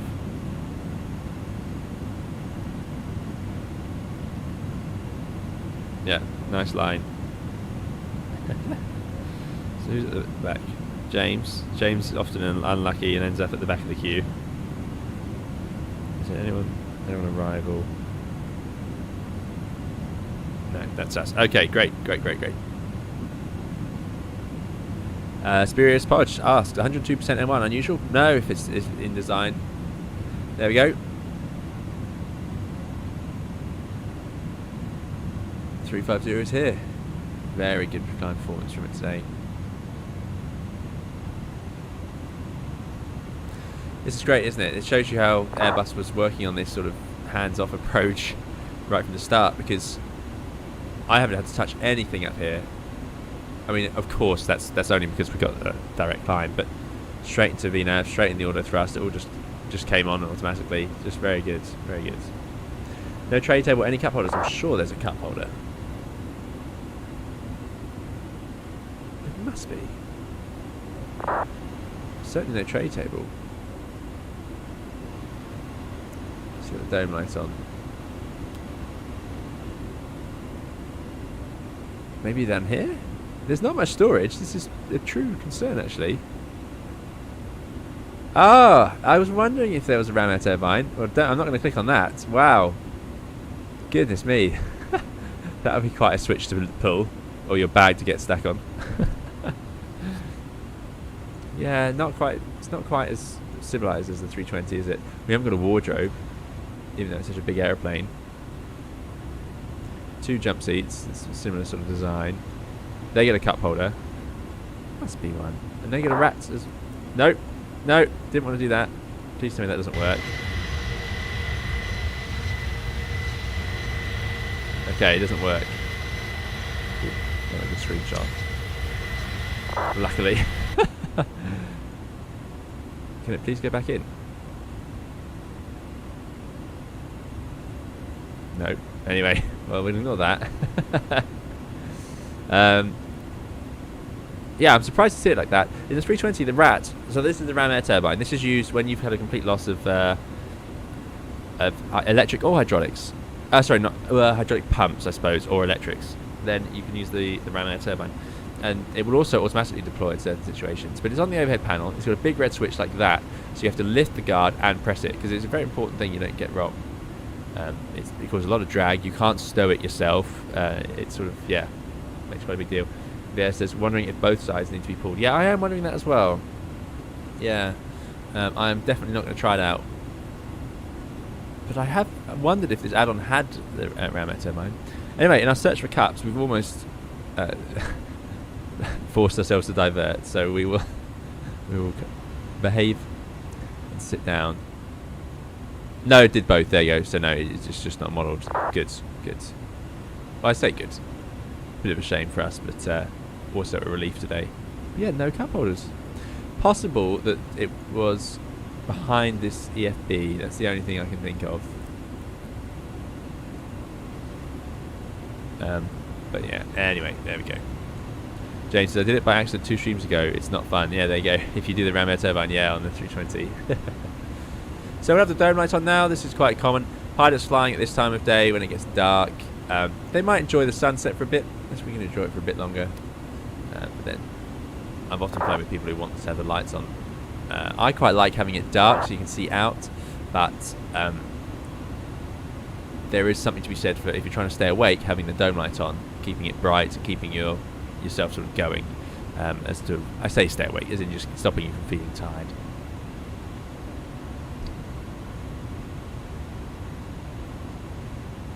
Fear says, I think it works, but it's not animated. Well, clues would be a higher than normal fuel flow. Unfortunately, I can't tell. That looks normal. Let's just see. I'd expect to have a memo on here saying RAT or ram air turbine. I could try going to the hydraulic page and seeing if it's doing anything. Electrical pump, engine pumps, RAT. Or we can turn off the yellow pump, see what happens. I don't think this aircraft has failures modelled though, does it in particular? Anyway, hydraulics. There's the RAT, PTU, engine 2. So the green system's fed by both engines. Interesting. So let's turn off the yellow. Do we lose the yellow system?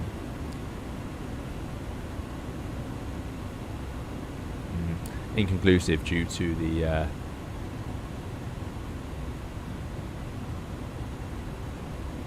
systems. Well, we could do the other opposite.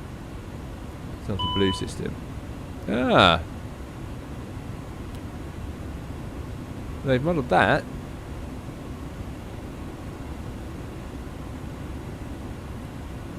So was the PTU taking the strain?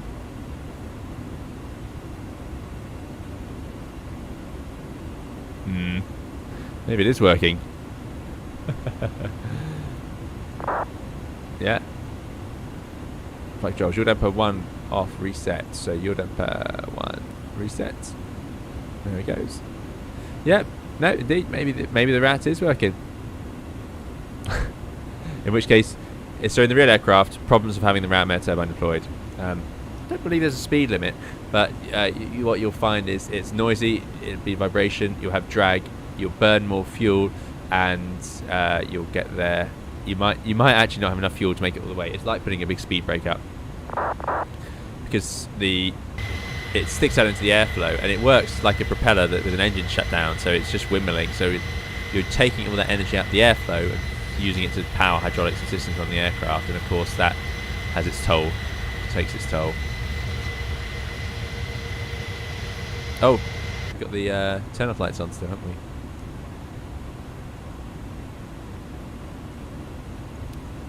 Which I put on the nose, pretty cool. I like that. And the lights down here. There's a screenshot. Yeah, that's good, isn't it?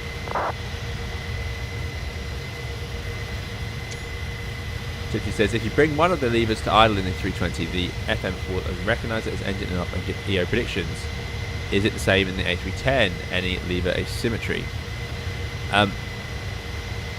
Again, this model, I don't know how far they've gone with failures and so on it, so I don't believe it's got all the failures at the moment anyway.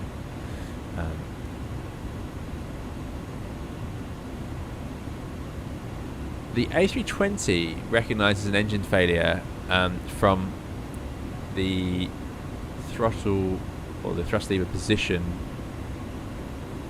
Well, I believe it uses lots of sort of metrics to measure it, but I think it does it from throttle position and then engine position, i.e. if you're commanding something, then it knows it's failed. I don't know if it would assume it's failed just because you brought the thrust lever back. But it's interesting because I have got this assigned, so let's see what they modelled. So auto thrust off, we'll leave them where they were, about there, and then we'll bring one back. Don't think it's going to do much because we're just commanding a reduced power. Yeah, I like the 310 shape. It's grown on me, Nikolai. I agree. Yeah, I didn't used to like it so much. Right, let's get that power back in because we're soon going to run out of energy, especially if we have a ram air turbine out. Let's put the auto thrust back in. Profile speed, profile out, nav. Yeah, it's interesting. Look at the stars, beautiful. I've got to say, you don't see quite that many stars. It would be nice. Usually not. But this is quite good conditions. You want a bit more cloud cover. If you can get total overcast cloud down there, then you get just stunning views of the Milky Way and so on. And you can see the Milky Way like just clear as anything. It's great. I've seen this view many times. Some traffic passing by. 3,700 below. 5 miles. Should be able to see him.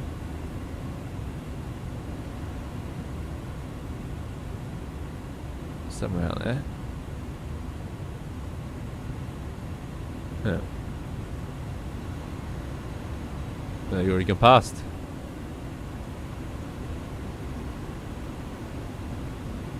Well, I've not managed that. Not helped by this super bright EFB. Ah, look at that, they thought of it. Excellent. Going to dim. He says, over the Atlantic you probably see lots of stars, less over Europe due to all the cities. Yeah, exactly. So nice overcast cloud layer and you get a great view.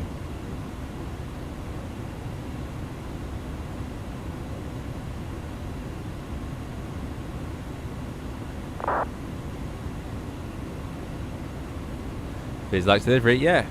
Agreed. Igloo Foo says, would the resistance of the Rat's motor also cause further drag, kind of like engine braking? Yeah, exactly, yeah.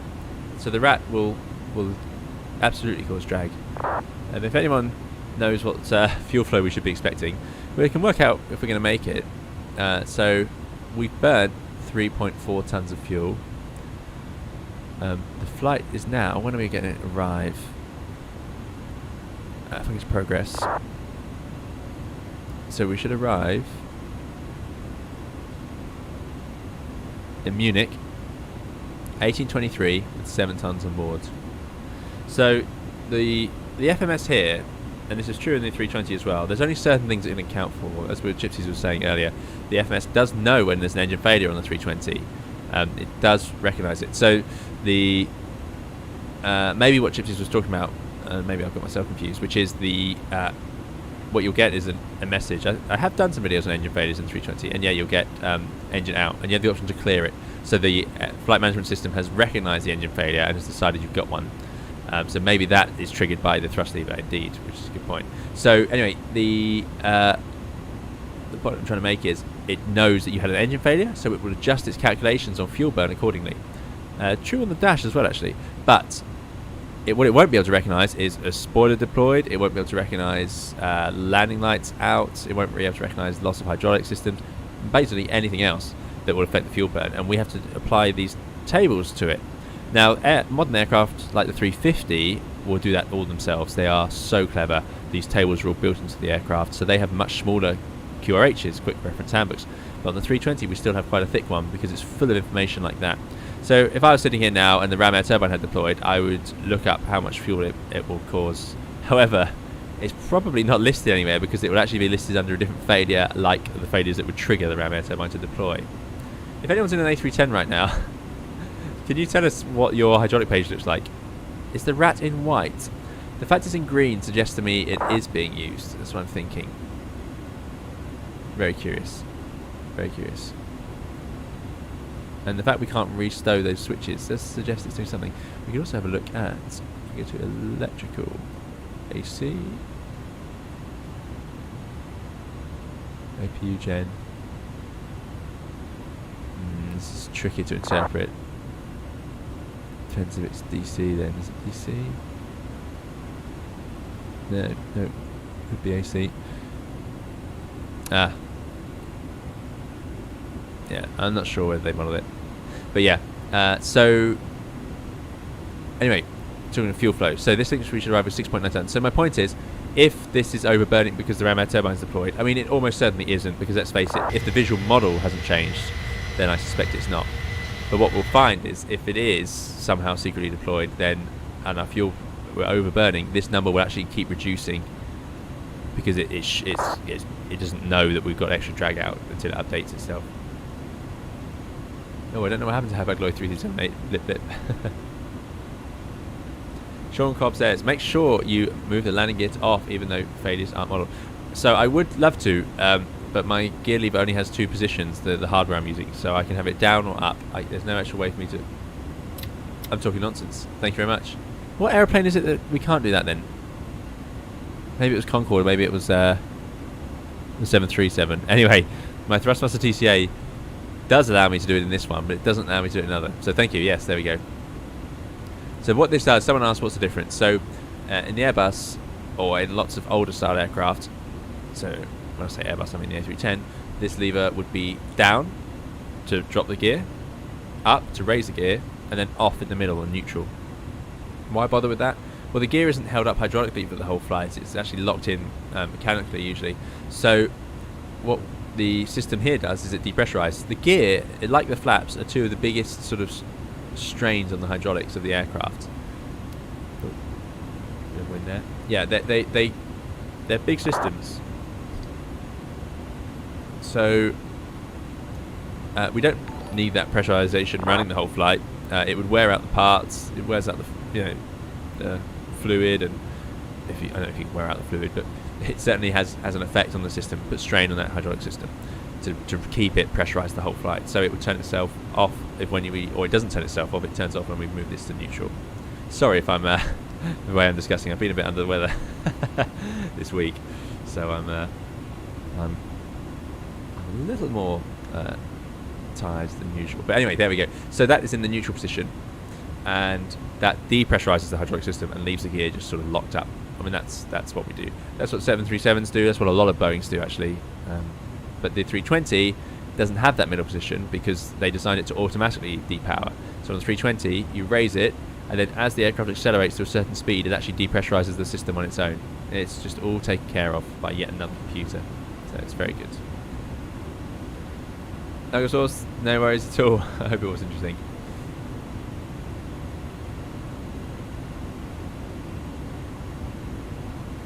Gypsy says A350 displays fuel penalty factor as a percentage in the ECAM, and you enter it in the FM to update the predictions. There you go, very clever. A320, we look at the in-op systems, e.g. part spoilers, and go into QRH and manual caps. Exactly.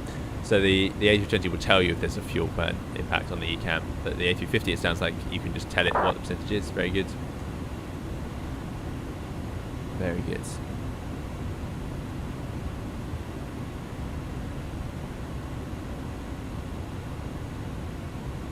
James, thank you. James has looked up. Fixed white equals deployed. Aha, okay.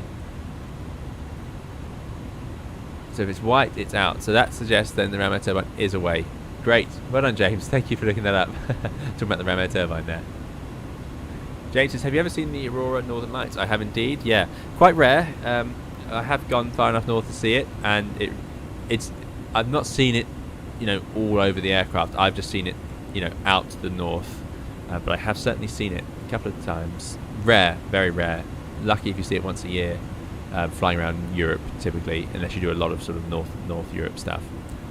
But I have seen it, and it's not quite as good as, if you're flying a long haul aircraft, you'll go right over the Greenland and so on. You'll definitely see it, and it's certainly much better.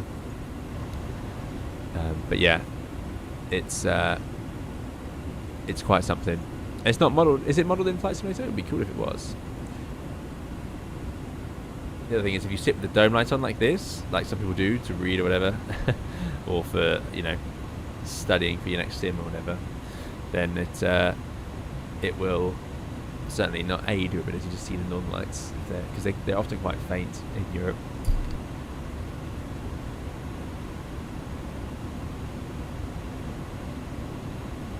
Thomas says you should release the passengers. That is a very good idea, Thomas. Thank you. Let's do that. We'd have definitely heard complaints by now. They never sit there that patiently. All those Costa coffees they've had in the terminal. James is glad to help. Seen it once in Scotland, but looking forward to seeing it when I fly to see my brother in New Zealand in 2 years' time. Awesome. That'd be great. All this New Zealand, fantastic. What a great place. Matteo, good to see you. Matteo, thanks for coming along. If I didn't say hello already.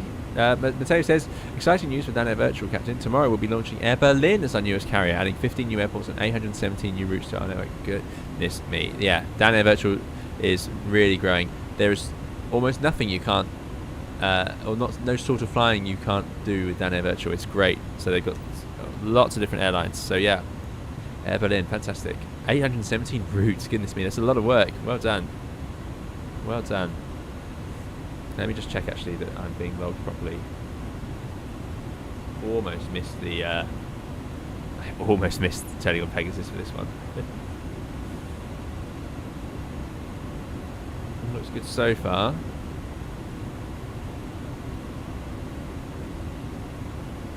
This reckons remaining flight time half an hour. Is that right? It seems a bit optimistic, seeing as that's basically top of descent if it were. 1823. So 50, just under 50 minutes if we were to sort of follow our route straight in, which is probably quite likely, frankly. Dougal says, dinner time, have a great flight. Thanks very much, Dougal. Enjoy. When is top of descent? Well, it's not going to be too far away. 1820, when was I landing? Sorry, 1823. So let's say 1750. So 25 minutes till top of descent. Goes fast, doesn't it? Does go fast.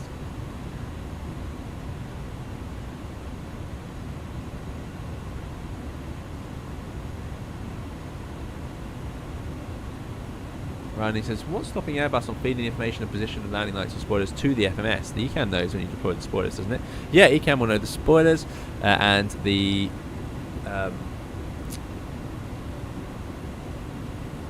landing lights. Sorry, there we go. Give it to me. Yeah, it will know landing lights. So, what's stopping it? That's a good question. I don't know. You could say, well, how much work would it be to integrate it? And for example, let's say a landing light's deployed. Well, how does the Airbus not know that that's deployed erroneously? You know, or the speed brake hasn't been deployed on purpose. So it knows that they've been deployed, but how does it know it's definitely not working? So it needs a failure sort of detector built into just that specific system, just for the calculation. Which, of course, let's say we put the landing lights on, and we forgot. You know, let's say we put them on now for a minute for some reason, or we have them on takeoff, don't we? So would it update its fuel planning based on that? I suppose that's a sort of thing. And then you start talking about it and you realise all the different systems and redundancies it would need, and then you probably say, well, it's not worth it because it just meant pilots add 20% or whatever, 10% in their heads. I suspect something like that may have happened, but I don't know. Lipip says it was an A310 that crash landed short of the runway due to fuel starvation as the gear wouldn't retract but the flight continued. Oh, goodness me, that doesn't sound good fun. Let's check. Our wheels are up. Yes. Into the night. I wonder how many people have seen that.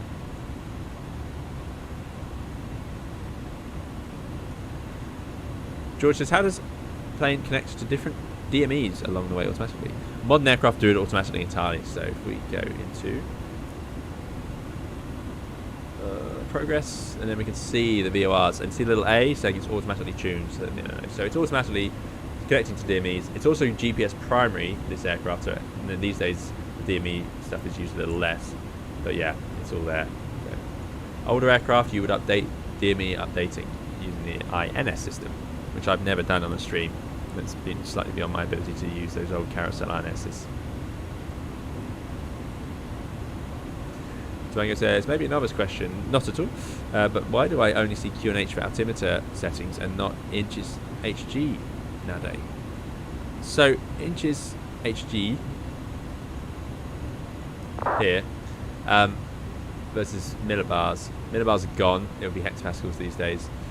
But yeah, there's just two different standards. So if we put it back, you'll see you'll see it's swapping between the two. Oh, no, we don't want it to actually descend. Sorry, but yeah, it's just two different versions of it. America uses inches, but most of Europe will be on QNH, or all of Europe, I think. I hope that makes sense. It doesn't. I'm not a very coherent answer.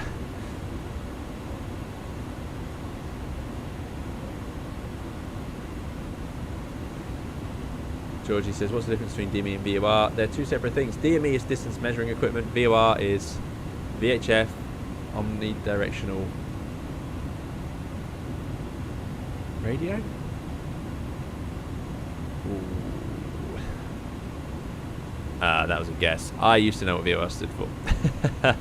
Let's look that up. I have a duty here. VOR Wikipedia. VHF, omnidirectional range. Well, we did all right. We did the first two. Very high frequency omnidirectional range station. So, anyway, a VOR, you can point to it. It doesn't always have to have a DME. The DME tells you how far away you are. So, here we have the November Victor Oscar VOR, which is on frequency 1162. And I can see that here. It's going to point at it. It's off to the right there. And then the DME is attached to that, and it says we're 25 nautical miles away. So we sort of go past it.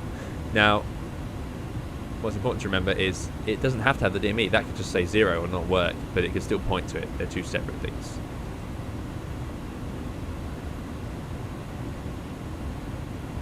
Range, Phil New.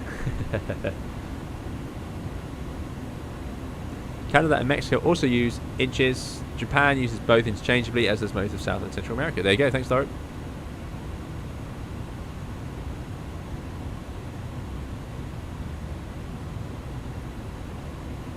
Captain Moza says it is our illustrious leader, so that'll be sounds like it's Andy then. It's birthday tomorrow, so inaugural Evelyn launch drinks are on Andy. Excellent. Well, happy birthday, Andy. Have a brilliant day. And he says there'll be a fair few drinks in me.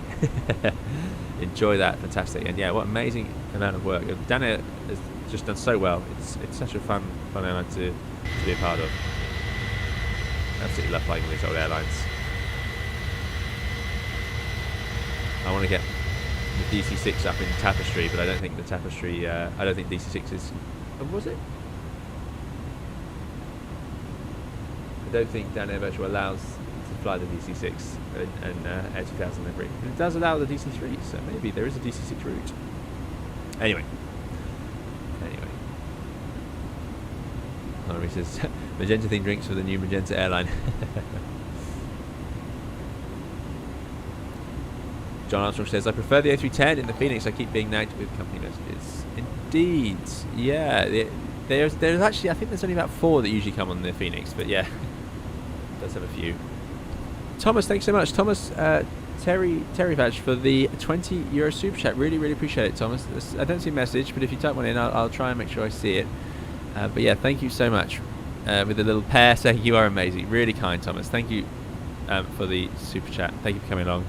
And thank you for joining us today. Really, really appreciate it. Stephen also knew that it was range. But that's very generous, Thomas. So I hope you're doing very well. And thank you for coming along today. And thank you for supporting the channel. I wonder if we'll get the description from Streamlabs. There it is. Pair character dancing under a rain of confetti and taking his hat off to say you are amazing. Which is very kind. So thank you again, Thomas. Really, really appreciate it. Paddy has done a... So we have DC-6 routes for Sabina and Brathens. And there's a Dan Air livery for the DC-6. So I did start up a DC-6 the other day and we managed. So I feel like it could be doable. I want to fly it again. I really do. It's a great machine. I don't know how well I'll be able to fly it, but yeah.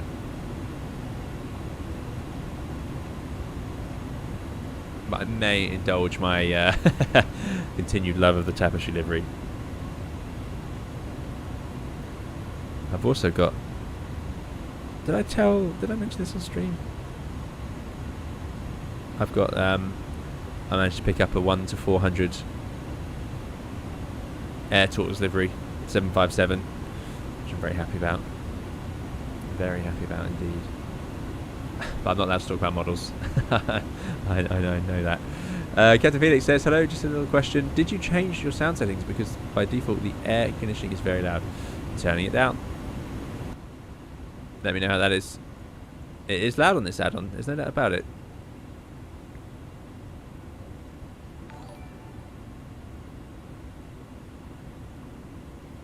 I was wondering why I couldn't get my reverse to work. No. Well, I won't fiddle with that now. But yeah, my reverse isn't working. And that explains it.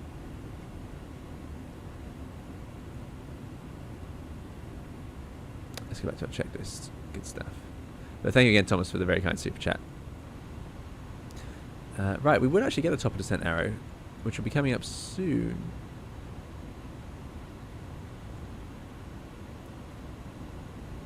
240 range. It's pretty low, actually. There it is, just after Hiram. Tedros, thanks for the subscription. AC45 says, in the resource drop down on VAMSys, all airline page list the approved aircraft types if you're looking for DC3, DC6. Thanks very much, AC45. I will do that out. I'll check that out. Thank you.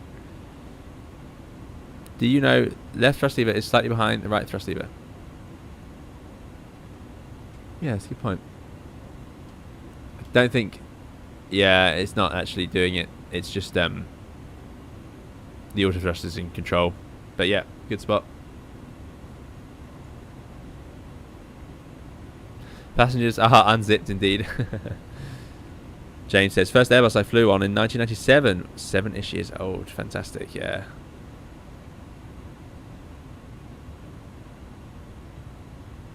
What, the A310, James?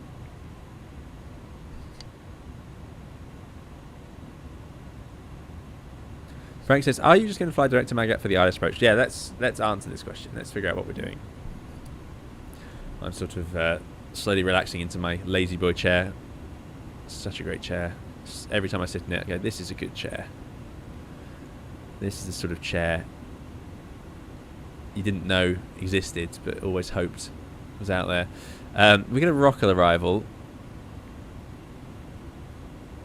Oh, they're not very generous, are they, with the automated arrival charts? So, first of all, what's going on in Munich? Is there any control?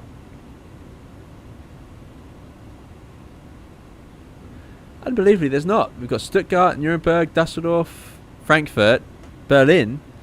No one's manning Munich. I thought there would be a high chance someone would. Oh well, that's our excuse to do whatever we fancy. So we've got the Rockall arrival. Approach. We've put in the right. But there'll be a transition, I suspect. So I'll pin ILS 0 right. Where's the transition?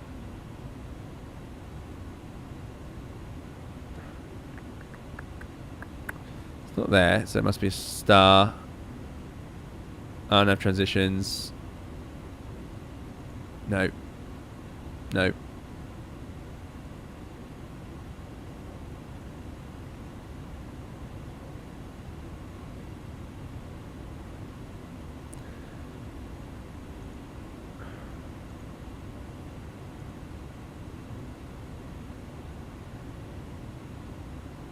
Well, these are downwinds onto 08. Betos transition. That's from the south. That's so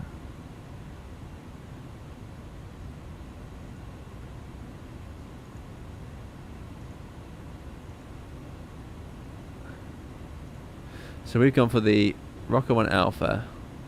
We're going to just stop at Rockhill. Ah, here's the transition. Right, and then that's it. Okay. So, this is the classic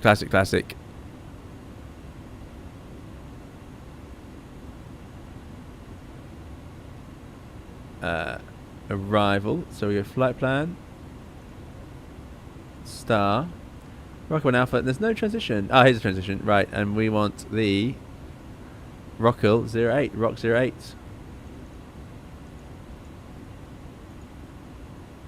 And that is going to be the longest way round. So we'll insert that. So that's what you'd expect to have to be ready for. And then at some point they'll break you off. And it could be here, it could be here, it could be before Rockhill, and then they'll put us onto a downwind. And then we'll join the ILS 08 right. Then we'll land 08 right. Nice long runway at Munich. It's got 2 big runways. Look at that, 4,000 meters. Land, off to the left on high speed. Just go and park up on terminal where we fancy. Important things for this approach, it is a low transition altitude of just 5,000 feet. So we'll be on altitudes, flight levels until quite low. And plus, it's actually high. The runway elevation is 53 hectopascals. Ridiculous way of writing it, but there it is.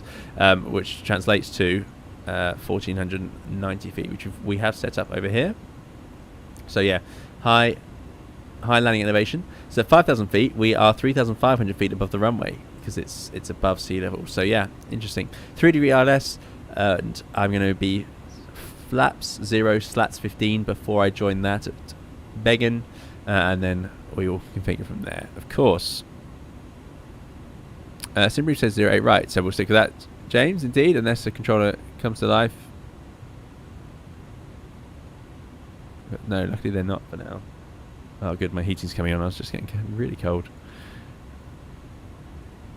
And the Rockwell transition. Thanks, Dorothy. Yeah, it took me ages to find it, didn't it? Bengismo says, sorry for the new question, but why is the VS oscillating up and down? Is that autopilot? Yeah, it's the autopilot. Yeah, it's doing its best. It's typical. It will sort of stray.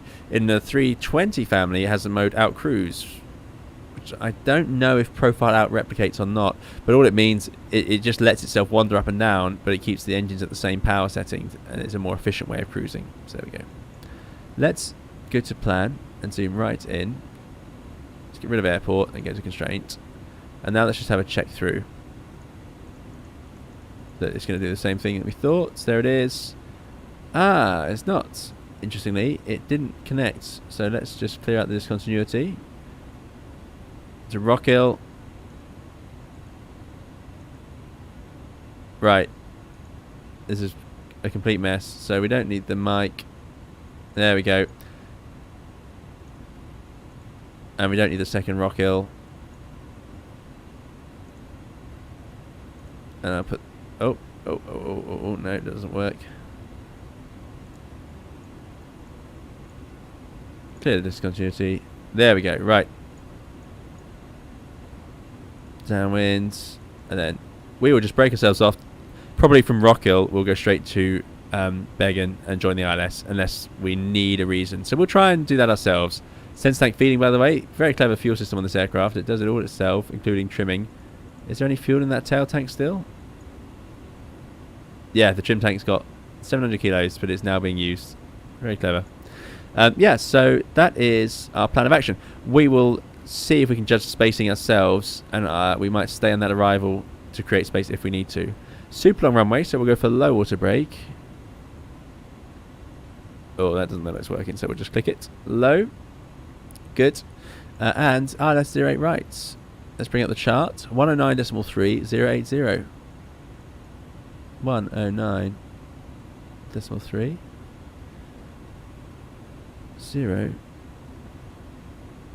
080. Easy to forget this. Does not auto-tune. There it is.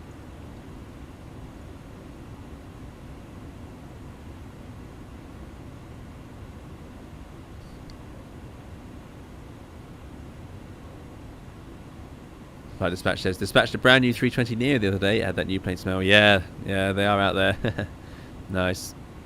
I don't think they smell as nice as cars when they're new, but they do smell nice. Or I think the main thing is they smell very, let's just say older aircraft may not always, of course, have the freshest scent.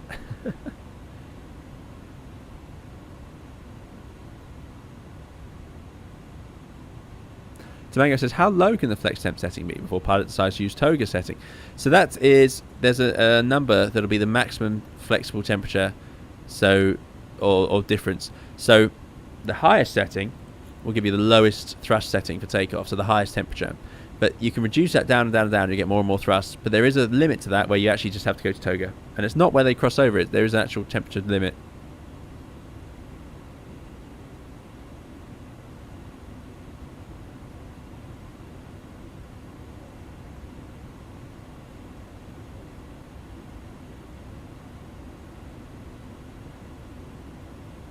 Oh no. Dandy says tower control just appeared at Munich. Oh no. Really?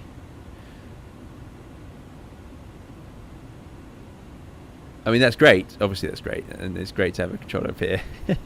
Let's see what they're using. Please be A right. I bet they're using both, of course. That's Dusseldorf. Hold on. Mention information. Juliet. They are using 8 left and 8 right, so I'm going to plan for 8 right, and then I will request 8 right, because that's what we plan to, and see what happens. It's a light headwind, Cav OK, QNH 1037, nice and high. Right, I will sit up out of my reclined position, We'll put QNH 1037. That's information. I said all this 2 seconds ago. It just disappears. Information Juliet. QNH 1037. I need another monitor. That's what would really help me here.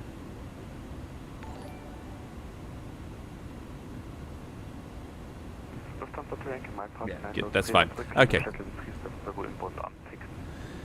If they change us to the other runway, things we need to do. I'm going to write this down actually. We need to change the ILS tuning and the arrival, which is going to be. Well, in fact, the rocket stuff is all fine. It's 8 left and 8 right. So all I need is a second chart. I just need a chart of the ILS 8 left. Randy, thanks so much for your $1.13 tip. Really appreciate it. Randy says, I know this isn't much, but thank you for all the videos and tutorials you have made over the years. You definitely are the reason I can fly an Airbus comfortably. No, that's very kind of you. Thanks so much, Ryan. Really, really appreciate it. I'm glad the videos have helped you. It's just great to hear. It's always nice to hear people have found them useful. So thank you so much, and thank you for the very kind tip. Really appreciate it, Ryan. Great to have you here, and thank you for coming along, and thank you for saying so. Oh, my YouTube chat is lagging again. Sorry for that.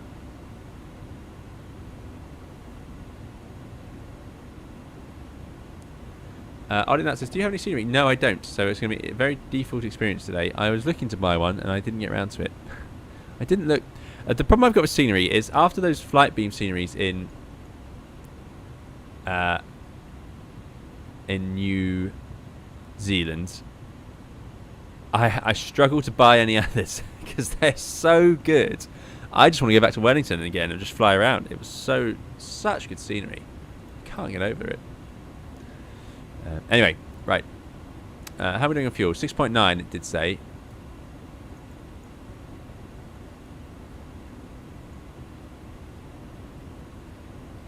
Ooh, or was it 5.9? Would have helped if I wrote that down. Either way, loads of fuel. Are we overburning then? Oh no, we put the whole arrival in. So it was 6.9, but then we put the arrival in, so I can't even compare. We shall see.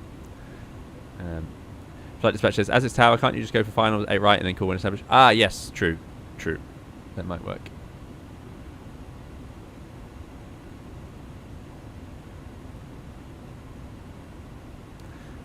The WTF racer says, maybe I'm just stupid. No, not at all.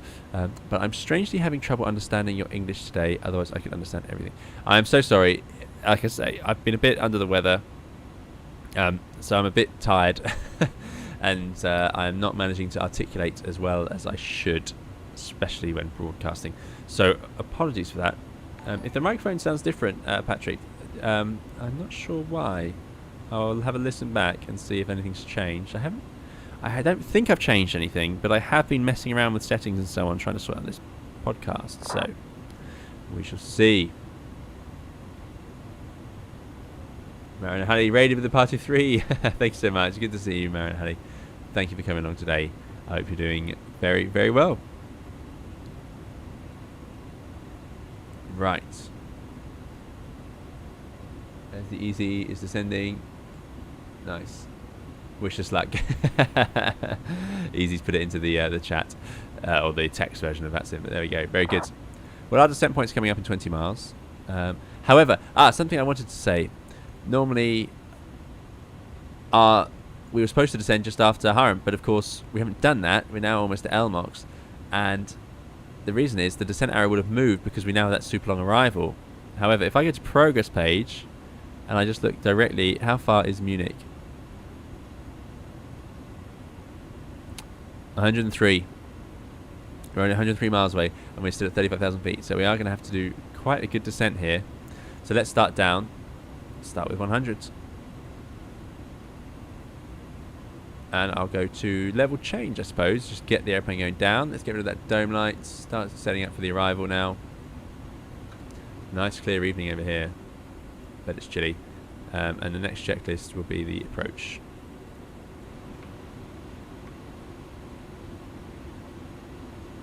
Nice. Unfortunately, my computer's so bright. I've got lots of RGB lights in it, unfortunately. James says, how do you get the 320 to descend within the constraints again? Yeah, you can just set 30 and then just push in on the altitude, and it will go into profile effectively, or managed descent. We would call it DES mode.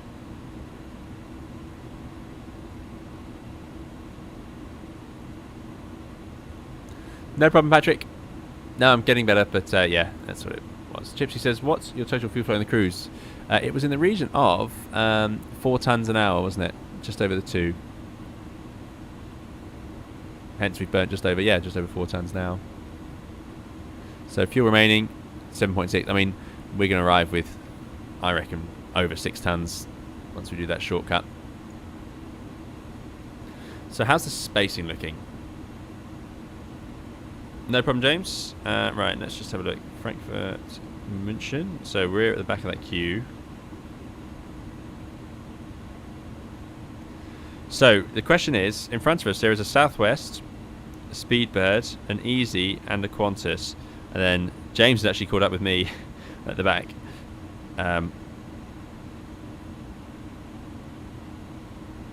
So I'm going to keep the speed up. If everybody does the same thing, we'll be fine. So the question is, and what did the first traffic do? Yeah. So I think if we all take that shortcut, so if everybody just routes from Rockhill to Bergen, I think that's the most sensible way to do this. So I'm actually going to do that now, having put it all in the flight plan. It doesn't sound like we're not about to get an approach controller. I can regret that in a few seconds when I get proven totally wrong.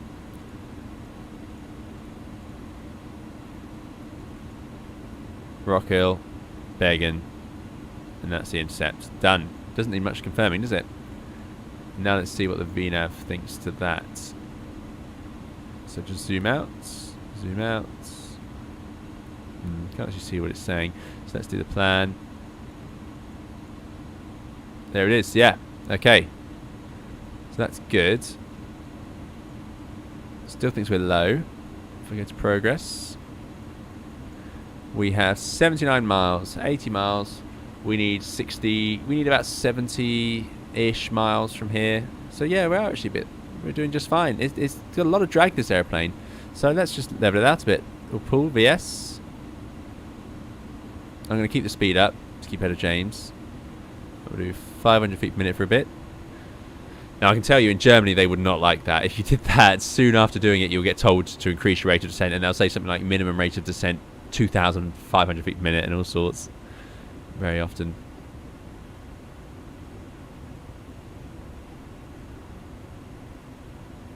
Good. Yeah, I don't want to fly down and just level off for too long. Flight Simulators 197 says, doing the same arrival as you in the 320, but I have a manual waypoint and an undeletable discontinuity after DM420. Ah, okay, interesting. Fizz says, tea time for me. Catch you later. Safe landing. Thanks very much. Good to see you. Fizz, see you next time. Flight dispatch is keeping the speed up. Excellent. Great. James is not getting left behind this time. No, for James. Mariner Halley says, have you had any pressurization issues on the A310? My plane doesn't seem to pressurize, and I don't know why. Let's have a look. Something I should have checked. So the diff is almost at 8. So that diff is slightly high, actually, slightly over 8. It's not descending. I would expect it to have started descending here, but we are going very slowly down. No, look, cabin altitude is 0. So I'm not sure. This doesn't seem to be working fully. Someone did say earlier that there's some bugs with it, and I would agree with that. Judging by that.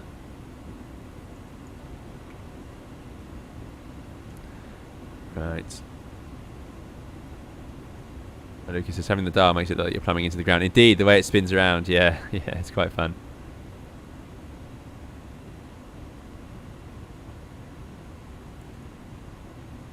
Frank says, not sure I'll have time to land, unfortunately. That's a shame. Hopefully you can, Frank. We've made up a lot of time today, actually.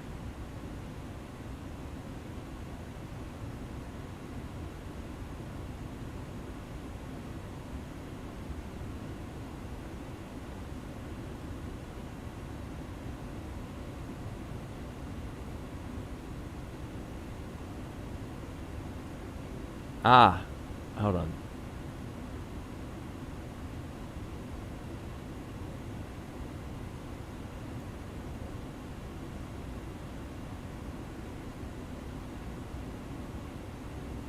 Is the... I think I saw a message earlier, and I've missed it now. So I'm so sorry. It's always the way when you're streaming. But I think the controller from Gatwick, or one of the controllers from our departure, has arrived in the chat. So if they are here, thank you so much for looking after us on the way out of Gatwick. It was great fun. Always good. But I do apologise if I missed the message. I do my best, but it's it's I sometimes miss things. But yeah, it was great, especially with so many of us and all the different call signs, all just starting up at the same time. Our groups didn't used to be so large, but they did, and then so I stopped doing sort of busy airports, and then the groups got smaller again. So I've moved back into Gatwick and places, and now our group has grown again. Yeah, we fly with failures on the Airbus aircraft that support it. Ballers, yep. Mark says, good evening from Sefton. I hate flying with passion, even though I have flown all over, but this fascinates me so much. I love all the simulators. Excellent, Mark. I hope you can. I hope that you can enjoy flying a bit more. I assume it's not a fear of flying as such as just a dislike of the processes and so on, which I can understand, of course. But yeah, it is. It's great to have you here anyway. I hope you're enjoying the insight behind what we do on this side. There we go. We've got some traffic in front. There we go. Chinam says, yeah, I was the ground controller. Excellent. Yeah, thank you so much, Chinam, for looking after us. Yeah, absolutely. It was great. I mean, we have been told off at Gatwick many times. All right, now we're getting high, you see. So let's go back to profile. Let's see if the 310 can correct itself. It doesn't have much room because we're already up at the maximum speed. Chinam says, I definitely got quite busy after you requested push and jumped everyone. Yes, I did well, didn't I? I was saying on the time on stream that calling for push whilst giving the read back is cheeky, but legitimate, I would argue. Everyone has the option to do it. So right, it's getting a bit tight on the speed there. Speed brakes are out.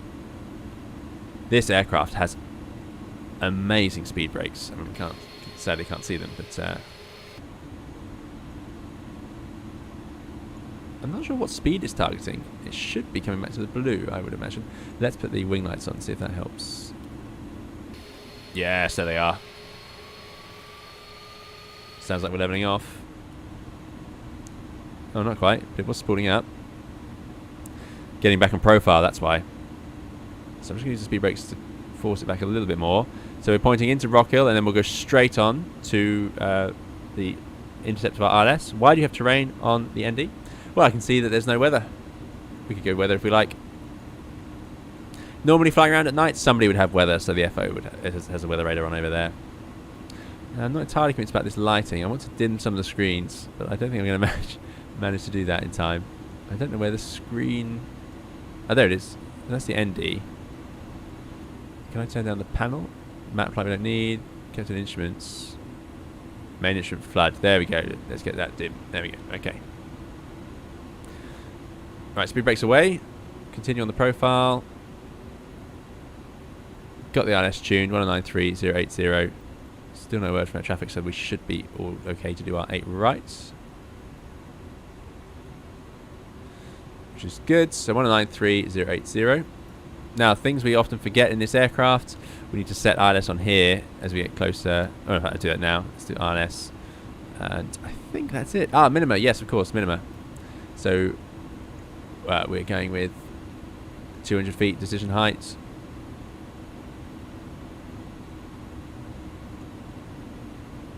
Now we shouldn't do that for a non-position. So in fact, what we normally see people do with this is get it to -5. I believe to keep it out the way so it doesn't do anything silly. Less drag. I've never seen that. I've only seen more drag on the 320. How interesting. But what I am going to do is go back to takeoff approach. And I'm going to choose my MD8 of 1690. That goes in there. We won't activate final approach yet, but VAP is 133, and that is VAP, not VREF. So 133 is our final speed, and that is using full flap landing of 30 and 40. I think we did 20-20 last time. We'll do 30-40 this time. 999, flight level 100, flight Rocco. Chinam says, it's cheeky, but yeah, like you said, not wrong. There we go. Chinam agrees. I was fine to jump the queue. We have the word of the actual controller. Right. Continuing down then, we don't have any trouble here with MSAs, 3700s. Procedurally, we are coming in from Rockhill now, and we can see here that, well, platform is basically above MSA, isn't it? Platform is at 5,000, so we'll put 5,000 in the window. See if I can convince it to go to QNH, which is 1037, 1036 in the sim. That's fine. Duncan says, things we often forget. Start replay. Yes, thank you very much. We'll start the replay. So many things going on at this point in the flight. It's always amazing. So replay software on the way. Thank you, Duncan. Really appreciate that. That was an absolutely good spot. Ricardo's asking a question. I'm sorry, Ricardo. I'm doing my best. Mark says, the fear. I was always happy flying until a flight to CMB years ago, and it was petrifying. I've been not good ever since, even though nothing is ever happening yet. It's like waiting for it to happen. So I highly recommend a fear of flying course. We have an approach 123.9. This is all going to unravel now because I've cleared out my rifle. Yeah, sorry to hear that, Mark. And I hope, yeah, I hope you can find a way to make it easy for yourself. And like I say, highly recommend a fear of flying course that several airlines run. Another identified fly heading 150, descend 5,000 feet, QNH. All right, we have Juliet. QNH 1037, can you break that one, please, sir? Mike X-ray Zulu 9999, fly heading 150, descend 5,000. Excuses this time is that it's nighttime. Easy. And then it's an A310. We don't need to idle the A310 engines. We can just let it automatically do it, which is quite a unique feature. So we're just going to turn off the autopilot. It's very strange. There's a traffic in front, and there's traffic in front of them. There's Munich. Looking great. Looking great. I'm not going to get a word in here. Let's get the landing lights on. Passengers sat down. Strobe lights are on. I'm going to do the nose light now. A bit cheeky, but I don't want to have to be doing this on final. Munich, good evening. Caledonian 312, descending altitude 5,000 feet, routing to Megan. We are a 310 with Juliet, QNH 1037. Though it's not really doing that, is it? 812 Munich, identified turn right, heading 200, descend 5,000 feet, QNH 1037. Descend 5,000 feet, QNH 1037, right, heading 200, Caledonian 812. Should have synchronized my... 812 actually descend 6,000 feet only. Descend 6,000 feet, Caledonian 812. So 6,000 feet, that's what it's going down to. Should level in just a moment. We're doing 250 knots. I'm actually going to start slowing down now, so I'm going to activate the final approach. 200 on the heading. We're in heading select. That's good. I should have been synchronizing that the whole way down. Bank angle norm is what we need at this stage in the flight. That is sequenced. Right, approach checklist. Signs are on. Briefing confirmed. Eco status checked. Altimeters run QNH 1037-ish. Minimums are set. Ignition not required. Landing elevation 1490 is set. Next is the landing checklist. Let's start the replay. I hope you're enjoying the night time. It's been a while since we've done that. Mr. Panacito, good to see you. Yeah, we started a little bit earlier today. Just confirm, was it 170 till 6? So we're now actually pointing slightly away from the airfield. Correct. First Thai 812 traffic information at your 2 o'clock, range 3 miles, same altitude, descending. So we're going through the centre line now. Now my worry here is which runway. Did he tell us a runway? No, we've already gone through the left, haven't we? So we shall see. Let's hope it's the right. Thanks for joining us, Mr. Fantasito. Good to see you here. 8 right, there we go.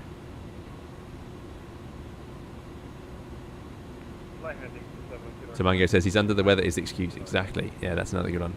Oh wow, there goes some traffic. That's yeah, that's FS traffic for you. Zoom. I think anyway. Town 118.7, thanks very much. Contact to Papa Quebec.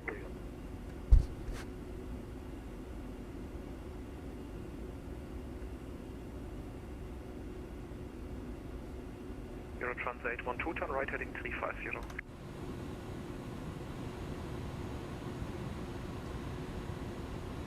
Thai 812, turn right heading 350. So it's interesting, in this mode, it has, we've activated the approach and it's doing like a 320. It's sticking to Oh, sorry, go ahead. 812, turn right heading 350. Right heading 350. Caledonian 812. 350. We're, Mike X-ray Zulu yeah, 999, turn left the heading controller is doing the 350, thing that we weren't going to manage to do ourselves and is sequencing us properly. 350. So we're going around the long way. Flight level 100. Now, if this is James getting ahead of us because James checked in before us, I'll be very upset. And it may well be. Mike says, I can basically wave at you now from my home. Excellent.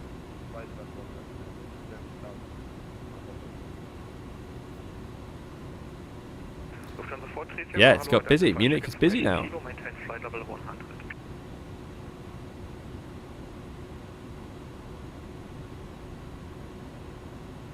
Thai 812, do you prefer 08 left or 08 right? Oh, that's us. I see, I see. We can take 8 right, please, for Caledonian 812. 812, don't check, expect 08 right, turn right, heading 050, clear ILS 08 right. Riding 050, cleared ILS 08 right, Caledonian 812. Mike X-ray Zulu 999, I can't see you descending, descend 4,000 Right, now, right, heading 050. cleared ILS 08 left. And we're cleared for the ILS 0. Oh, we're parallel approaches. Awesome. We're still at 6,000, but we're below the glide slope. Mountain 99, could you just give me my heading again, please? I'm just going to press. 050. So we're doing 200 knots. That's fine. We are. That dear me is not tuned right, but Wrong direction, now turn right, heading there we go. 19 miles out, so that's no problem. So I'm going to keep the speed as it is. I don't want to slow down too much more, but I'm going to press land, which arms glide slope and localizer in blue. Good stuff. Good stuff. Right, let's turn that. Still too bright. That's cool. I don't think we've done parallel approaches before, so there's nothing we need to do specially.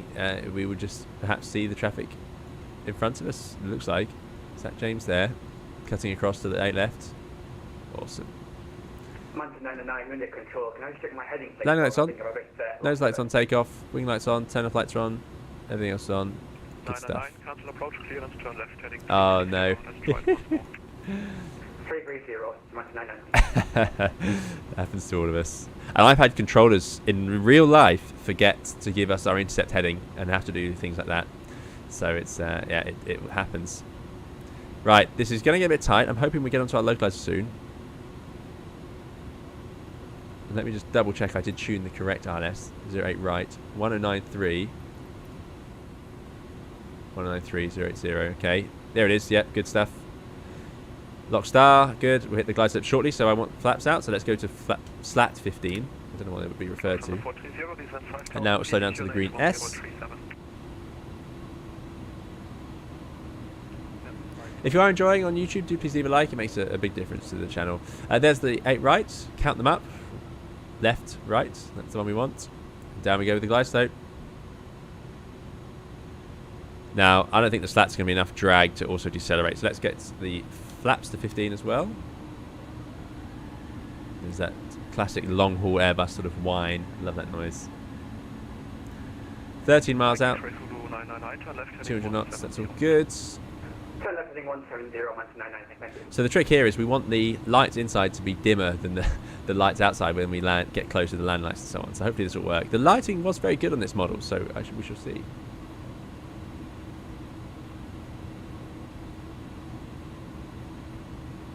Lauren says, in the US we have certain parallel approaches that require tuning a separate frequency on box 2 to listen in for breakout. Goodness me, sounds like a recipe for paperwork.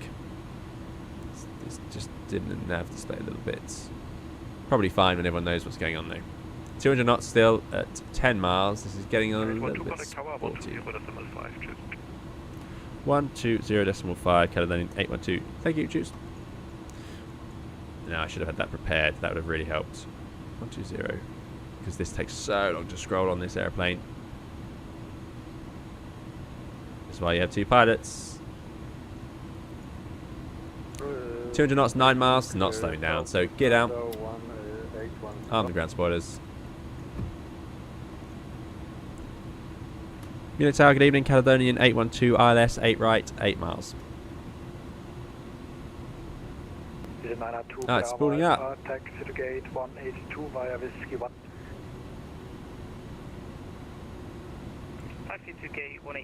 That's annoying. That would explain quite a lot then. It was keeping power on. The speed was in the wrong area. That blue line, I should have spotted it. It's a different format, but the blue line was saying that that's the speed it's targeting. So it's not that good then. It doesn't do the whole Airbus thing, the whole 320 thing. We're going for VFR 133. 7 miles, 180, but we've got the gear down. This will be no trouble at all. Love the wing lights. What a beast. Oh yeah, look at that. Excellent. Okay, we're going to go to 2020.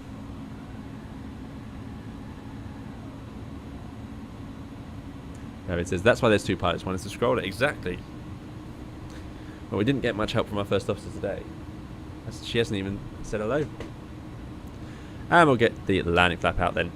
So we're going to 3040. 133. Tower, good evening. Caledonian 812, ILS, 8 right, 5 miles. Landing it down, auto brake, low, anti-skid, on, slaps, 3040. Spoilers, arms. Clear to land 8 right, Caledonian 812. Landing checks complete, and we're cleared to land. Still above 1,000, so a quick refresh of the excuses. It's dark. It's an A310. I'm feeling a little under the weather. I don't know if I mentioned it. I think I've done well hiding it. Right. So we don't need to do anything to the thrust levers. I must remember to idle them myself so that the aircraft doesn't spool up when it disengages on landing. But what it will do is it will idle them and then disengage. Very clever. And other than that, we're all good. The wheels are down. I always like to check. It's great having an outside view. Look at that. Look at the oil smudges. You can see them even here. This is such a good model. So good. Thanks, Bobby, for the follow. James says, I'm final now. I managed eventually. I'm going to nail this landing. Yeah, it happens to everyone.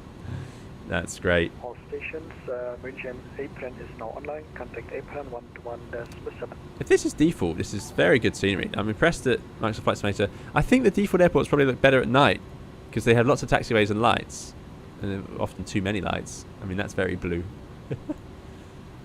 Michael, thanks so much for the $5 tip. Happy landing. Really appreciate it, Michael. Thank you. Very kind of you. Thanks for supporting the channel.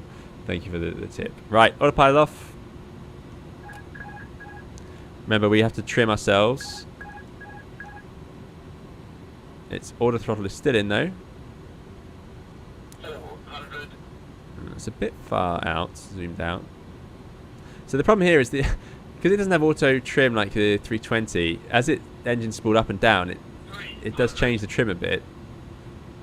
Oh, massive lag there. So try not to overcorrect.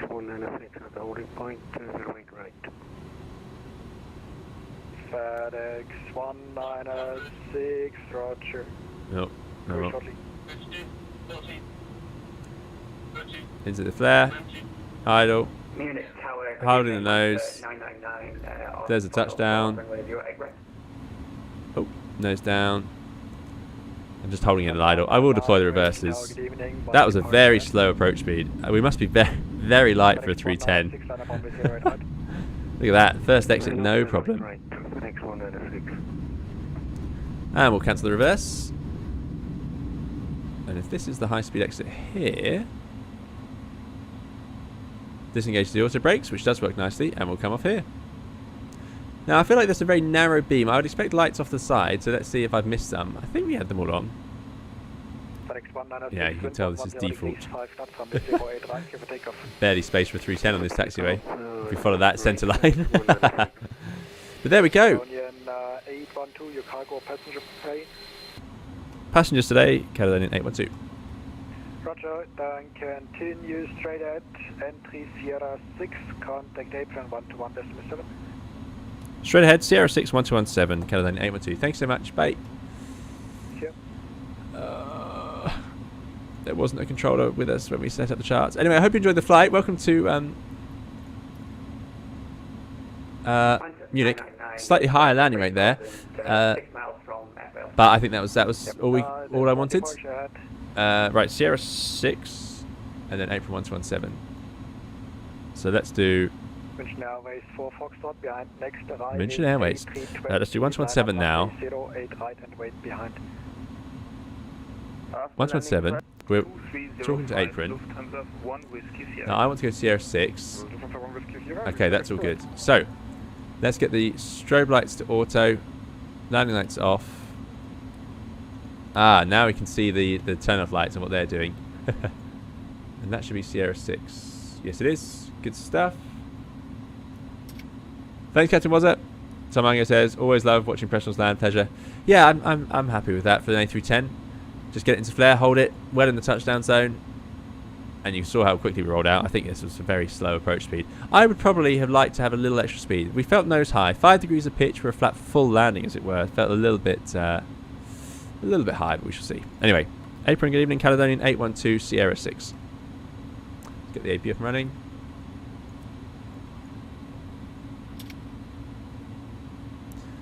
After landing, slats, flaps. Let's bring him in. We have to do it all. Transponder.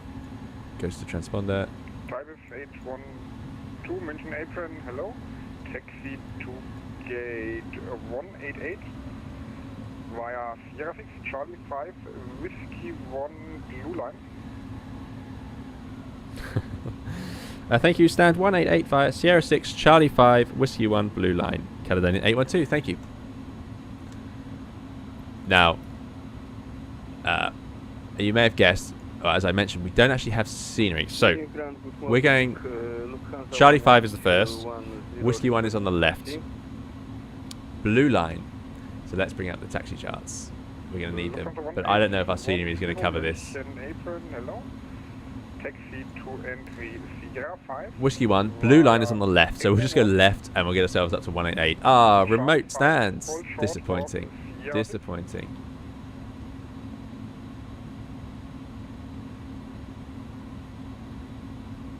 Disappointing indeed. Wide Rumble says, I had trouble with the lights in the A310 yesterday. It was too dim. Yeah, these taxi lights are a little bit disappointing. They're okay, but that nose light on takeoff should be... That's sort of the taxi setting. And takeoff should be just sort of blindingly bright. Kamek says, the pitch for the A310 is 1 to 2 degrees higher than the A320 across the configs. And for 2020, the pitch should be about the same as the 3040. Okay, interesting. Thanks, Kamek. The A310 is about 2 degrees more AOA than the A300. There you go. Oh well, so even if I want to increase the speed, it sounds like I would be wrong to do so. Right, disarming those ground spoilers as well. We'll put those down. This is Whiskey, and we're going to head... Now, I don't have a blue line because my scenery isn't... It's just default, so I'll just go slightly left. This system allows them to taxi aircraft past each other, so someone can be on blue while someone pushes onto the orange and so on. That's why they do it. Jorg, thanks so much, Jorg, for the 5-year super chat. Really appreciate it. Jorg says, well done. I'm glad that no unknown flying object was crossing the way today. No, we got away with it today. So that's good. Sounds like it's a more frequent occurrence, but yeah, that is good. We don't need any more dramas for aviation, please. Thank you so much for the super chat, George. Thank you for coming along and supporting the channel. Really, really appreciate it. Right, how do we find 188? I don't think it's going to be even out there, so we'll just park on a free stand. There's a Qantas, the Easy, and then a NEO. Tomago says, in real life, landing lights on planes are so bright, it's almost like a hat signal when I watch planes take off. Yeah, they are. They are. I mean, this is good. Like, when you look at them here, that's... Yeah, they are that bright. But they should... They even look like they're lighting up quite well on the outside. I feel like... Don't know, maybe they don't quite go far enough forward. Don't know. Don't know. Right. 187. Oh, actually, this might work. This is us here, 188.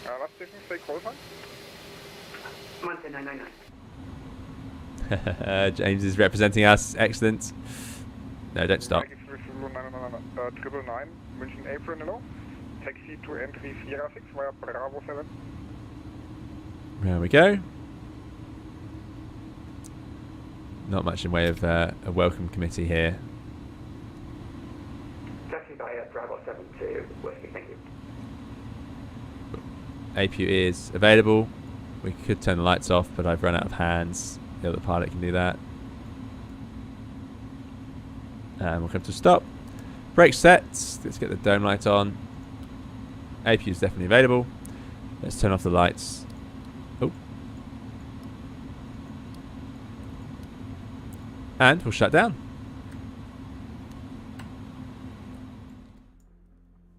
Look at that. Continue, please. That was one of the, I remember everyone complained about that when this sim came out. I forget it does it. And welcome to Munich. I hope you've all enjoyed the flight. Thank you so much for coming along. I've really enjoyed it. There's another sector ticked off for Dan Air Virtual. Another flight in the A310 successfully done, which is great news.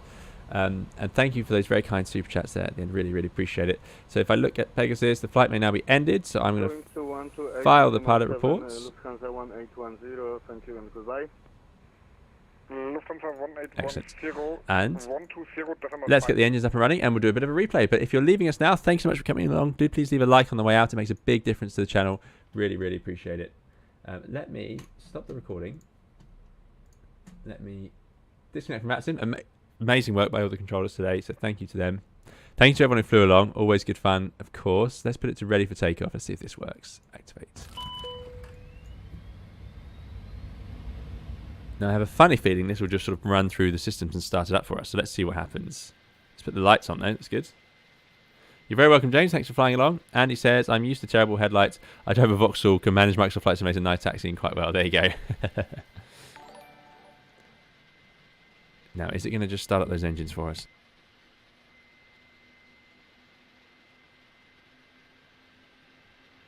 This has been an efficient stream. We managed to leave a busy airport like Gatwick on VATSIM in a big group and get ourselves to Munich and land in 2 hours 38.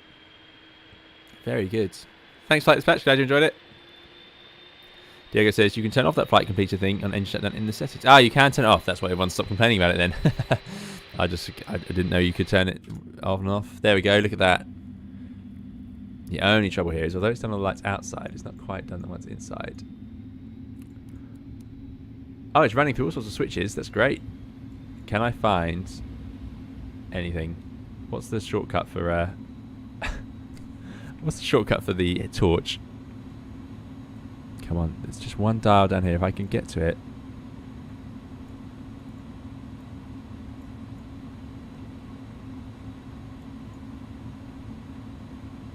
All greetings, Andy. Excellent, thank you. Glad to hear it.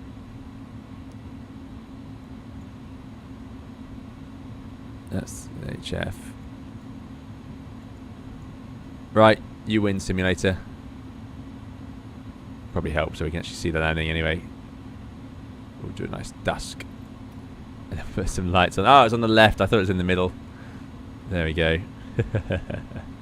I quite like that you have one switch to do the top and bottom. I think that's a good idea. And frankly, it should just do all of them, shouldn't it? Anyway, there we go. Right. None of this will matter shortly. Let's put the flaps out. Spoilers are armed. And we can put it into the replay. Thanks, Alex. Glad you enjoyed flying along. Thank you for flying along. So once those are out, there we go. Your first glimpse of it in the daylight since we left. Yeah, smart livery. Really suits this airplane. It's just like the I think the Cyprus one really suits it as well. Look at this. The controls worked even now. Let's go to replay.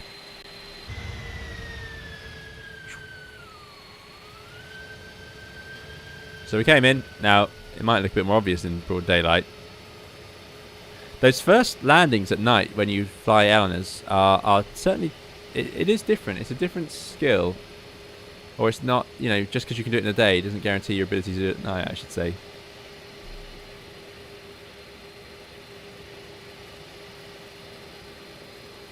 James says you missed my best landing. Sorry, James. Yeah. I wasn't ready to have apron controller as well. That's very good.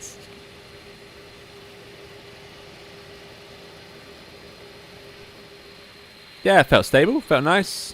We were on speed. There's that sort of slightly higher nose pitch. I like the 310. It's a comfortable machine. And then not much of a flare and down. Could have got a little more out of the flare. We landed just before we... Yeah, if I go from there, you can see we were just before the midpoint touchdown zone markers. But yeah, gets off for the first exit. No complaints. Right. Let us pause, rewind. And even the spoilers go down. That's very good. let's put us back to a sensible altitude above the ground, which is going to be... I always try and time this with the music, but I'm not very good at it. Let's do 3,000 feet. Something like that. Okay. That should work out. Good. Right. And once again, thank you all so much for coming along. I hope you've enjoyed it. I certainly have. And thank you for those very kind tips and super chats. Thank you, of course, for flying along with us and chatting along with us.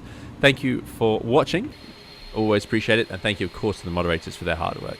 Really appreciate it. Thank you to Dan Air Virtual showrunners as well, who do a great job with this airline. It's great fun to be a part of. You get to try all these old liveries and different styles of aircraft. So thank you to them for that. And what I'll say is we'll see you for another live stream or video soon. Do please keep safe and well. Thank you all so much for coming along. Really appreciate it. And yeah, please join the Discord if you'd like to hear updates on the podcast and other things like upcoming streams. I am working on it, I promise. It's taking time. But yeah, right, let's see if we can get us a nice wing view. There we go. What ones do we have? What options do we have? Okay, right, and I'm going to start the music. We'll see you all next time. See you all again next time. Thanks so much. Have a good evening. Bye bye.